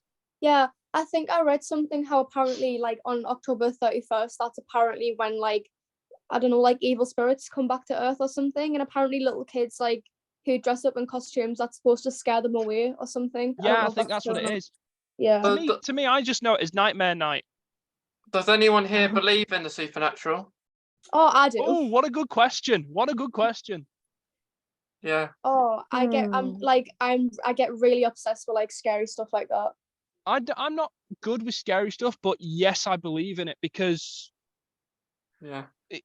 especially I've seen the evidence of it. Like for Mhm. instance, like there's ghosts in various mining towns where there's big mining accidents. I remember reading about it and seeing programs about it. Yeah, I'm a huge horror fanatic. Like I love anything scary, like anything supernatural. Like I just yeah. Yeah, I do too. And like whenever it's dark at night, they say like you need to go to the toilet in the middle of the night, I'd run back to my room. Yeah, I mean, I'll pitch black. be honest, and it's never I've never really had a pressing fear of the dark, but I've always been scared of the dark in a sense, not because there's anything there, but because of various other reasons that I can't really put my finger on. But when you hear something go bump in the night, sort of thing, Mhm. it's not that sort of the horror movies have glamorized it so much, but sometimes it could be just someone wanting to communicate, like a long gone family member. And it's Oh, up I to think- you to, and it's 9 times out of 10, it's not really anything outright evil. It's just them wanting to make themselves known, to say you're doing good. I don't know if anyone here knows about the Warrens, like the paranormal investigators. They made the movie. Oh, that rings a bell. They made the movie Annabelle in The Conjuring. All right. Oh yeah. Well, no, they didn't make the movie, but it was kind of based off of them, like a real life thing. But they were paranormal investigators. I think they're both dead now, but there's still a museum. I don't know whereabouts it is. That's got like the actual Annabelle doll. And it's in a case, and then there's it's just got loads of haunted objects in there. And apparently, anyone who owned the objects either ended up dead or they ended up in psych wards. Like it just did something, like they've had a bad experience with them. Yeah. Sort of thing. Yeah. But I don't know, I just find stuff like that really interesting. If I may sort of move us on a bit, and Yeah. can I just talk a bit about ASD and fashion Yeah. Yeah. Go Mhm. ahead. in a different, I just not said in a. yes. Your face just lit straight up, then. Well, no, because Yes. again, I don't mind admitting this because it's on my profile, but I've gone from like, I'm tired of just general fashion for guys, if you know what I mean. Yeah. Because I basically turned out and just went, okay, I just want to dress like this now, and just start experimenting with, okay, how do I look in this outfit or that outfit? And out of pure experimentation, I've actually found some really cool looks. And it's Yeah. just like, oh, I'm like, okay, this is different, but I like it. And it's that sort of, again, it comes back to society trying to shove us in a box and like, guys can't dress in this way, yet here's me dressing in this way, and damn the lot of you. And to be fair, I've ended up with some quite cute pictures, and it's why I'm growing my hair out, because I want to see what the sort of opposite of me would look like. Mm. It's sort of like a late onset experimentation phase, if that makes any sense. Yeah, I mean, like for me, I've never really, I mean, I kind of have in a way, but mostly I've never really been one for like the latest fashions. Like I just wear whatever, like I don't really care. I mean, Like I I'm would the same. I happily- won't wear anything branded. I don't care to wear anything branded, but occasionally, I just want to be different. I want to look different and be me, the true me. Yeah. And if I'm that kind means, of like that when I say aesthetics on TikTok. I'm like, oh yeah, that's cute, and then but I also kind of like Excuse this as me. well. So it's like, yeah, I mean, it's like, let me find a picture on my phone. Bear with, talk amongst yourselves, kind of a thing. Where's this Oh. photograph? I went through a phase, I think when I was about 15, like I wasn't goth, I wasn't emo, I wasn't alternative, anything like that. But I just wanted to just kind of step out the box a little bit and dress. Yeah, I think I'm going through that. I'm kind of going through that myself now. At the same time, I think, and I hate to use this term, but I think it fits me perfectly. I think I'm having what I'd call a late onset horse girl phase, Mm. in a sense, because, well, hello, Yeah. there's one, there's two, three, any number here. I'm having that sort of phase. I mean, I still have days where I'll happily just put on my fishnets and my Doc Martens. So basically, I would wear like fishnets, like Doc Martens, like dye my hair different colors, like blue, purple, red, like that. I was going through that kind of phase. Yeah, when I really younger. wish I could actually carry. I keep thinking to myself I could carry off like a really like dark blue in my hair, Mm. almost a really dark blue tinge, but I've never been brave enough to do it. Mm. But that's the sort of thing I'm going for, if you know what I mean. Yeah. If you can see it, and that's just me. That's just comfort. And it's just because I got bored of just being me, and I thought, right, okay, let's switch this thing up a bit. Let's see what I can do. I remember, the thing is that like when I would dye, it was like semi-permanent hair dyes where like it comes out after like a few washes. It wasn't permanent. Yeah. And I remember there was this whole thing of like, so like when I broke up from school around about Christmas time, I decided to dye my hair like purple, and it was like a semi-permanent. It was supposed to wash out after like so many washes. It didn't wash out in time for school, and then school So you had wasn't this like happy. purple tinge. Yeah. Oof. And then it was called like the consequence room. It was really like isolation where like, if you did something the school didn't agree with, like you had to just sit in the empty room and stare at a wall. And I didn't want to get punished for it because, it wasn't my fault. I didn't actually, like it was semi-permanent. I thought it would wash out in time for school. Yeah. And then my dad explained to them, they were like, it isn't real. Like she thought it was going to wash out in time. It was supposed to wash out in time for school. And they're like, yeah, it's fine. We'll let her off for a day as long as it's out by tomorrow. Yeah. And then I went home from school and I washed my hair about 4 times, still didn't come out. My mum had to like take me to the hairdressers, and like I tried to like, and like even the hairdressers couldn't get it out. My hair went like several different colors. It went from like purple to like green to like yellow, and then she was like, we're gonna just have to like dye your hair brown. and like she ended up putting like a dark brown hair dye on my hair. Yeah. And even after that, you could still like sort of see a tinge of green. So I had to go full on like jet black. So the school like literally ruined my hair. At the same time, it's an experiment. It's, okay, maybe that won't work. But I even said, like, I'm not being funny. What is purple? How is having purple hair going to affect my education? They were like, we don't This want is you the to thing. Why are dress codes more important than actual education? Yeah. Oh my God, literally. And it's like it's like they don't give a shit about bullying either, though. They care so much about dress codes. But if someone is like getting bullied on the urge of They don't give a damn. Yeah, they literally don't give a shit. It just makes it worse. Exactly. I spoke about this the other day because when I think primary school was quite I got that happened to me in primary school, and to turn teachers just makes it worse. That they get a detention and then they just play dumb with the teachers. And then it just breeds a whole cycle.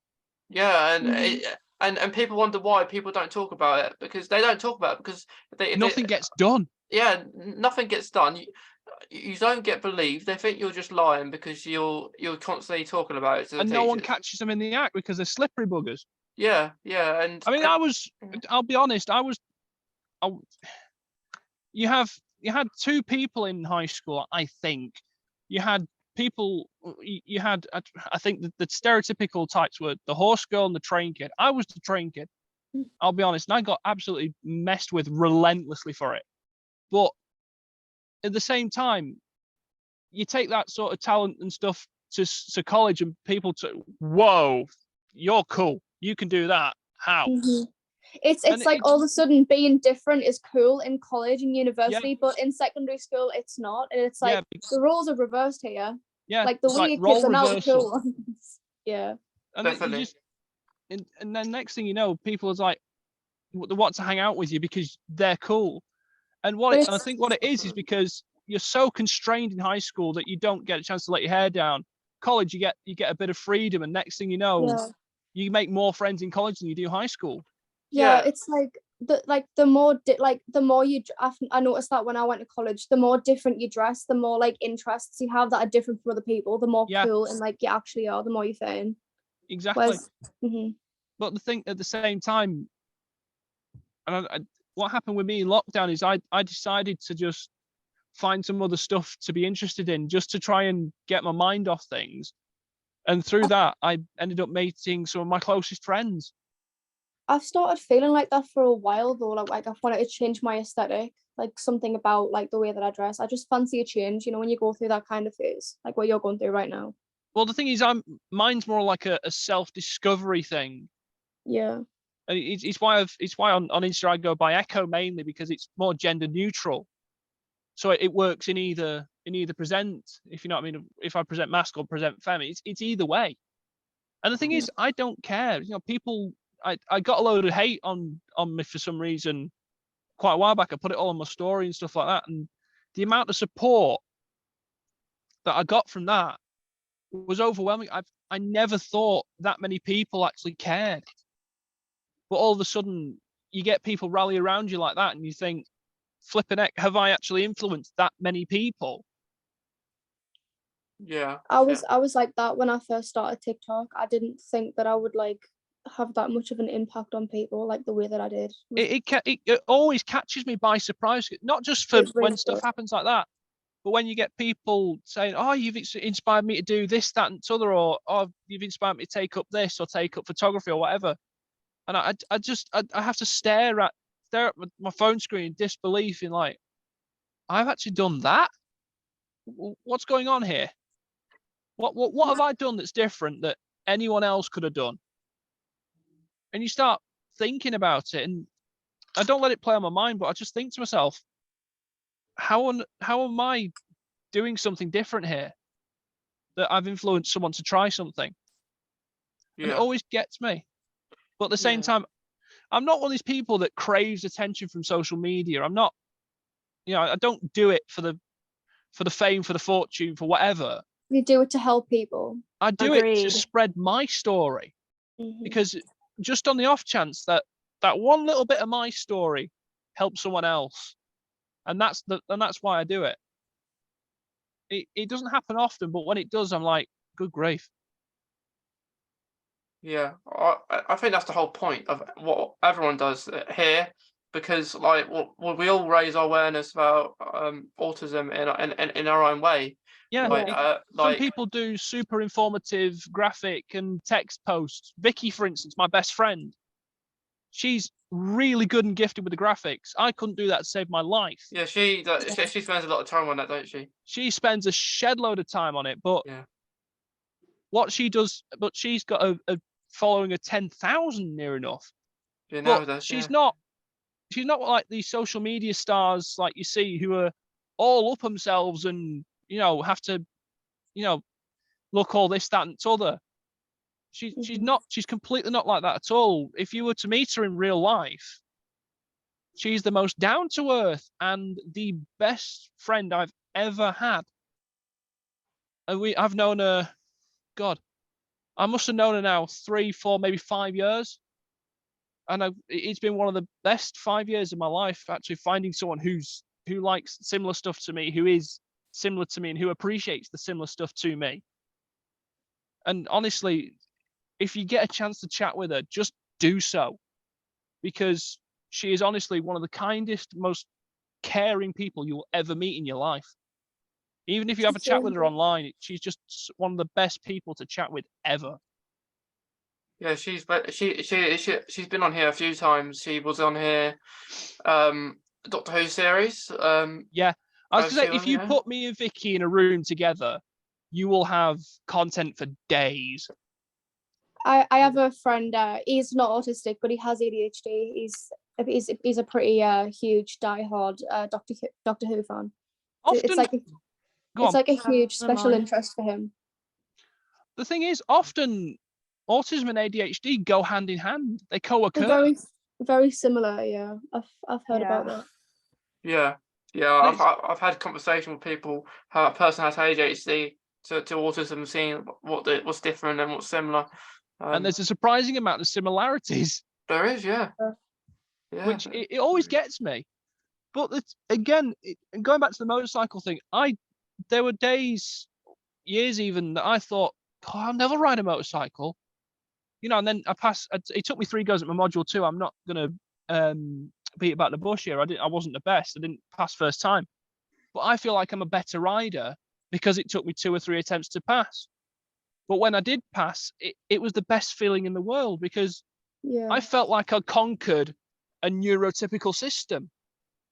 Yeah. Mm-hmm. And when I go and do my full A, I'm going to go and have another go at conquering that neurotypical system. Yeah. It was one of those days where I could really truly say, up yours, neurotypicals, I passed. Honestly, like, obviously, by neurotypicals, we're viewed as like the strange ones, the weird ones.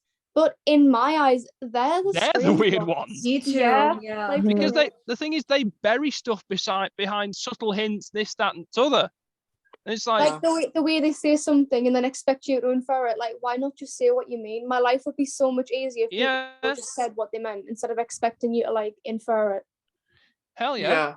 Yeah. I know when they say that kind of stuff, they mean it in kind of a judgmental kind of way, but really we are, in our own way, we are weird. Like you can't really find someone who isn't. Like, if you can quote me all day on this when I say this, and I will say this, right? You can quote me on this all day, any day, and I don't care. I'm weird. I like what I like. My comfort objects are my comfort objects. I have alternative stuff. Like, you've seen giant orca, giant horse, giant this, that, and t'other. I don't care. Say what you want to say to me, because it won't. Because while it may hurt in the short run, it just makes me think that you're jealous of me being me. That's what it is. They're just jealous of us being us. Yeah, like they'd never have the confidence to step outside the box and do something not normal.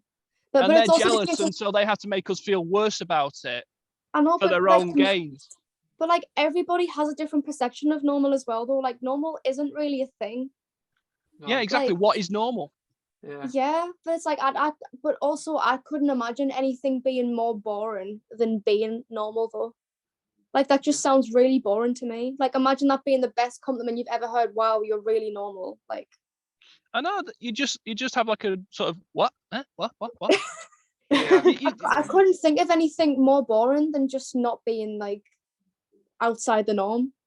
To me, I enjoy being me, and I don't care about what anyone else says. I post what I post, not because I want attention. It's because I want to post it. That's my job. It's my sort of thing in life. I will post whatever I want and damn everyone else. Yeah, You like it, your fair enough. choice. Come along for the ride. You don't like it, it's a big world. Go and find something else. Yeah, that's the thing about the world. Everyone's not going to like everything. Exactly. Like, You can't please Mm. everyone. no, You can have a damn good go, Yeah, but you won't please everyone. yeah, I completely agree there. And again, like I say, keep your circle small and your beer cold.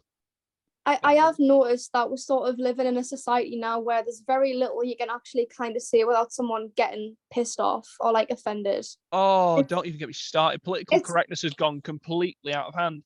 It's like, for example, I could never post a picture, post a video on TikTok saying that like I like meat, because then all the vegans will come for me. It's like I would be friends with someone who's a vegan. I don't have an issue as long as Mate, like they're vegan not trying food to is tell me- banging. I'm friends with a couple of vegans, and tell you something, their food is absolutely banging. That's what I'm saying. Like I would happily be friends with someone who's vegan. Like if you don't want to eat meat, that's cool. Just don't That's your try and choice. tell Just me. Yeah, don't try and there's tell two me that types I of shouldn't eat vegans, it. though, Ellie. There's two types. You've got Yeah. the people who are completely sweet, fine, don't shoot the breeze with you. Those are the people you want to talk to. The ones you don't want are the extreme types, which are 9 times out of 10 the ones with the loudest voices. Oh, but like The for real, the stupidest people in the world had the loudest gobs, oh my God, and 9 times yeah. out of 10 they spout pure nonsense. Yeah, it's like I would happily be friends with someone like who's a vegan. Like I don't care what they choose to eat. It's up to them. But as long as they don't try and tell me what I should be eating, Or and they're like trying to that, enforce it on you. That's where Yeah. I draw the line. If you start Mm. enforcing stuff on me, we're gonna have a problem. like you don't want to eat meat, that's cool. Like you do you. But I actually like meat. Don't try and tell me that I shouldn't eat meat just because you don't like it. Like Exactly. as long as it I'm doesn't. friends with I've got a really good friend who's who keep they don't like bacon. Fine, fair enough. Yeah, like that. They even say to me like, look, I'm not going to stop you having a bacon butter or a sausage Yeah. butter or a black pudding, sausage bacon and black pudding or whatever. Just it's not my sort of thing. Like, yeah, cool, fine. that I'm is the completely thing. fine with that. That is the thing, because when people judge people, like, they don't know your background. You might only be able, you might be okay with meat, but you might not be able to eat something else Exactly. which people don't know behind closed doors. There's a couple of things that don't agree with me, and I've found a couple of times they don't agree with me, and it's like, well, fine, okay, I won't eat that because it doesn't agree with me. But if you're going to start trying to enforcing on me that I have to eat that, then we're going to have an issue here because it doesn't agree. Yeah, it's like, for example, I could post a video on TikTok saying how much I love meat, and then all of a sudden I would be called an animal abuser, and then I would lose like 2,000 followers. And then, but it's also the case of like people will say like, oh, you're racist, you're a transphobe, you're this. And like, hold on a minute, all I said was I like meat. How am I What? suddenly a racist and a transphobe? Like, what? You gotta block those people, man. People, Yeah, there are people so self-righteous and just out for a. because it doesn't really So affect much you when just you for get those that. comments. Yeah, I'm like, It's hold on complete a minute. nonsense. All I said was I like meat. How am I suddenly racist? How am I suddenly a transphobe? What does that even have anything to do with saying that I like? It's so stupid. There are It's some people troll, just that's like what it out is. for any excuse to attack anyone. You've just got to get past it. Yeah, you got especially on TikTok, you've got so many of those people who just do it for like the attention and just to get to Oh you. God, yeah. To be fair, Yeah, it's like- it's the whole reason I'm not actually on TikTok, although that might change, because it's not my sort of thing. But at the same time, I'd like to give it a go. Yeah, it But I is don't think good. I'd be any good at it. Yeah, it's just like basically reels of Instagram going on TikTok. What worries me the most about TikTok is the amount of censorship on there. Yeah, That's what Well, worries me the most, the amount of censorship. Because you're pretty much not allowed to say anything. All you can do is the popular, oh, here's this video, whatever type of thing, all the real popular stuff, which most people are good at anyways. one of my videos once got taken down for hate speech because I was like, because someone tried to tell me that vaccines cause autism, and I was Which is like, trying. bollocks. No, but may I thing add. is, right? How like how can like full-grown adults generally believe that having like a flu shot in your arm can just rewire your entire kid's brain to make them like We're autistic? hard. I've always said this. I'm hardwired like this. Nothing can take it away from me. Nothing can change it. I'm happy as I am. I don't Yeah. care what anyone says else. If you want to try and cure me, then you can just go and take a hike, because there ain't no cure for me. Yeah, like autism is literally a wiring of the brain. You're either born with it or you aren't. And to believe that like a flu shot in your arm can just rewire like your entire kid's brain You and know, make them you know the autistic, guy who came that's up with that. literally insane. You know the guy who came up with that medical hypothesis was actually struck from the doctor's registry. It was proven to be wrong multiple times. Exactly. It was proven to be wrong many times over. Yeah. And he was stricken from the medical register. Yeah. Just like, no, Barbara, a flu shot did not make you like rewire your child's brain. It's insane to even think that at like 35 years old. Yeah, that is a bit bizarre. Yeah. Like thinking that. In the end of it, again, they're just jealous of the fact that we're daring to be us. That's the way to look at it. The way to look at it is have a bit of a modicum common sense approach to it and think, right, you got to filter out the signal to noise ratio a bit, because you get the people who think, oh yeah, we'll have a go at this because they're just being them. But 9 times out of 10, you've just got to put it to the back of your mind and think, you know what? Screw the haters. They're hating because they're jealous. And that's 9 times out of 10 what it is. They're jealous and they're just keyboard warriors, probably about 13-year-old, give or take. Haters are your motivators. That's what I say. Yeah, exactly. The people who do all this kind of hate and these kind of nonsense are mostly people that you click on their profile. They don't have a picture. They have they don't even have any. Exactly. Any followers. They're not following anyone.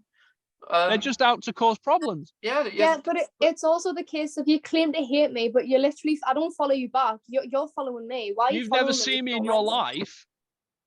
If you don't like us, don't follow us then. It's literally that simple. It's like, I don't follow you, you're following me. It's like I said, it's a big old internet. Just go out and find something you like. Yeah, it's fan behavior. It's literally fan behavior. Yeah, it's like if you have to put the correct information out as well, because if you put something out there that is one minor thing wrong, people will try and be like grammar police on you. Yeah, and this isn't right. You've got this figure wrong. Yeah. Spoiler alert, I'm not a robot. Humans get things wrong occasionally. It happens. Yeah. Literally. It definitely does. Well, guys, but we've spoken for ages, I think. We have, yeah. Pretty sure you said 40 minutes. Hours. This is about 2 hours later.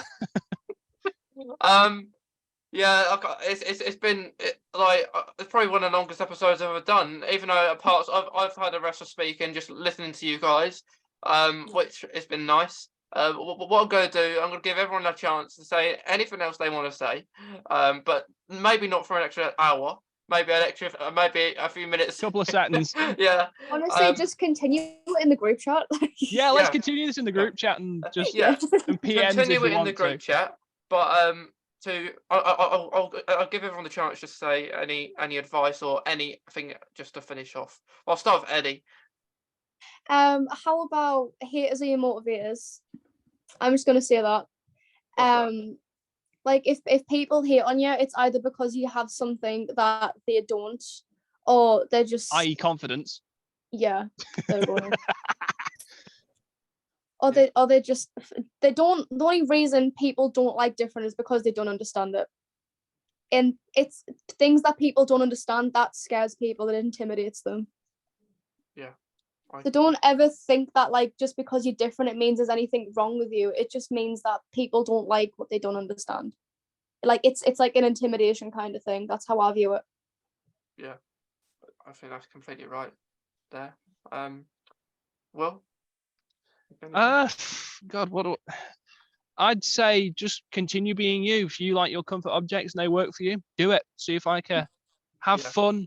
You only get one shot at this thing called life. So if you want to do it, go and do it. Just don't let anyone else colour your thinking if it's negative. Listen to common sense, go with your gut, and have a shed load of fun. That is all. If you want to go out in public wearing an octopus hat, go out in public wearing an octopus hat. Do it, like, you know what I mean? Do whatever you want. You want to take Luna? Take Luna. If you want to wear a Christmas hat in April, go and do it. Just be you. Don't Yeah, read too much into it. definitely. I completely agree. Evangeline? I would say not to worry too much about people who don't care about you, because a lot of random people who see you on the street, they'll see you for like 1 second and then they go back to obsessing over their lives. So you shouldn't let random people whose headspace like is barely has room for you, don't let them like take up so much room in your own head, because they don't deserve it. Definitely. I completely agree with you as well. Emmy, have you got anything? Well, to go from my perspective, to me, I don't look at my autism as a disability. Well, I'll just say I look at my autism as a superpower than just a disability, because it's part of like my identity for who it was. It's just, I mean, everybody wants to be a superhero. Everybody can have their own kind of superpowers. I feel like I'm going to talk about more of Pixar animation, but here's a good example with The Incredibles. Mr. Incredible, all his life, he's a superhero. And when that supers were forced to fit into this non-super society, he struggles with it because he's so used to saving people, and that's his identity, is to save people. And it's just best to look at autism as your superpower, as some kind of like a special positivity thing. I mean, just because it's labeled as a disability, I mean, you don't have to look at it as a disability in your own perspective. You could just look at it as your own superpower, I would say. I mean, Yeah. you just go. That makes sense. Just spread Yeah. I do this. I've got two ways of saying that in a sense. I'm trying to conquer the world one cuddly friend at a time, of any ilk. But I'm also saying this. It's more a case of I'm spreading positivity one post at a time. I also think it's okay. Oh, go ahead. I'm sorry.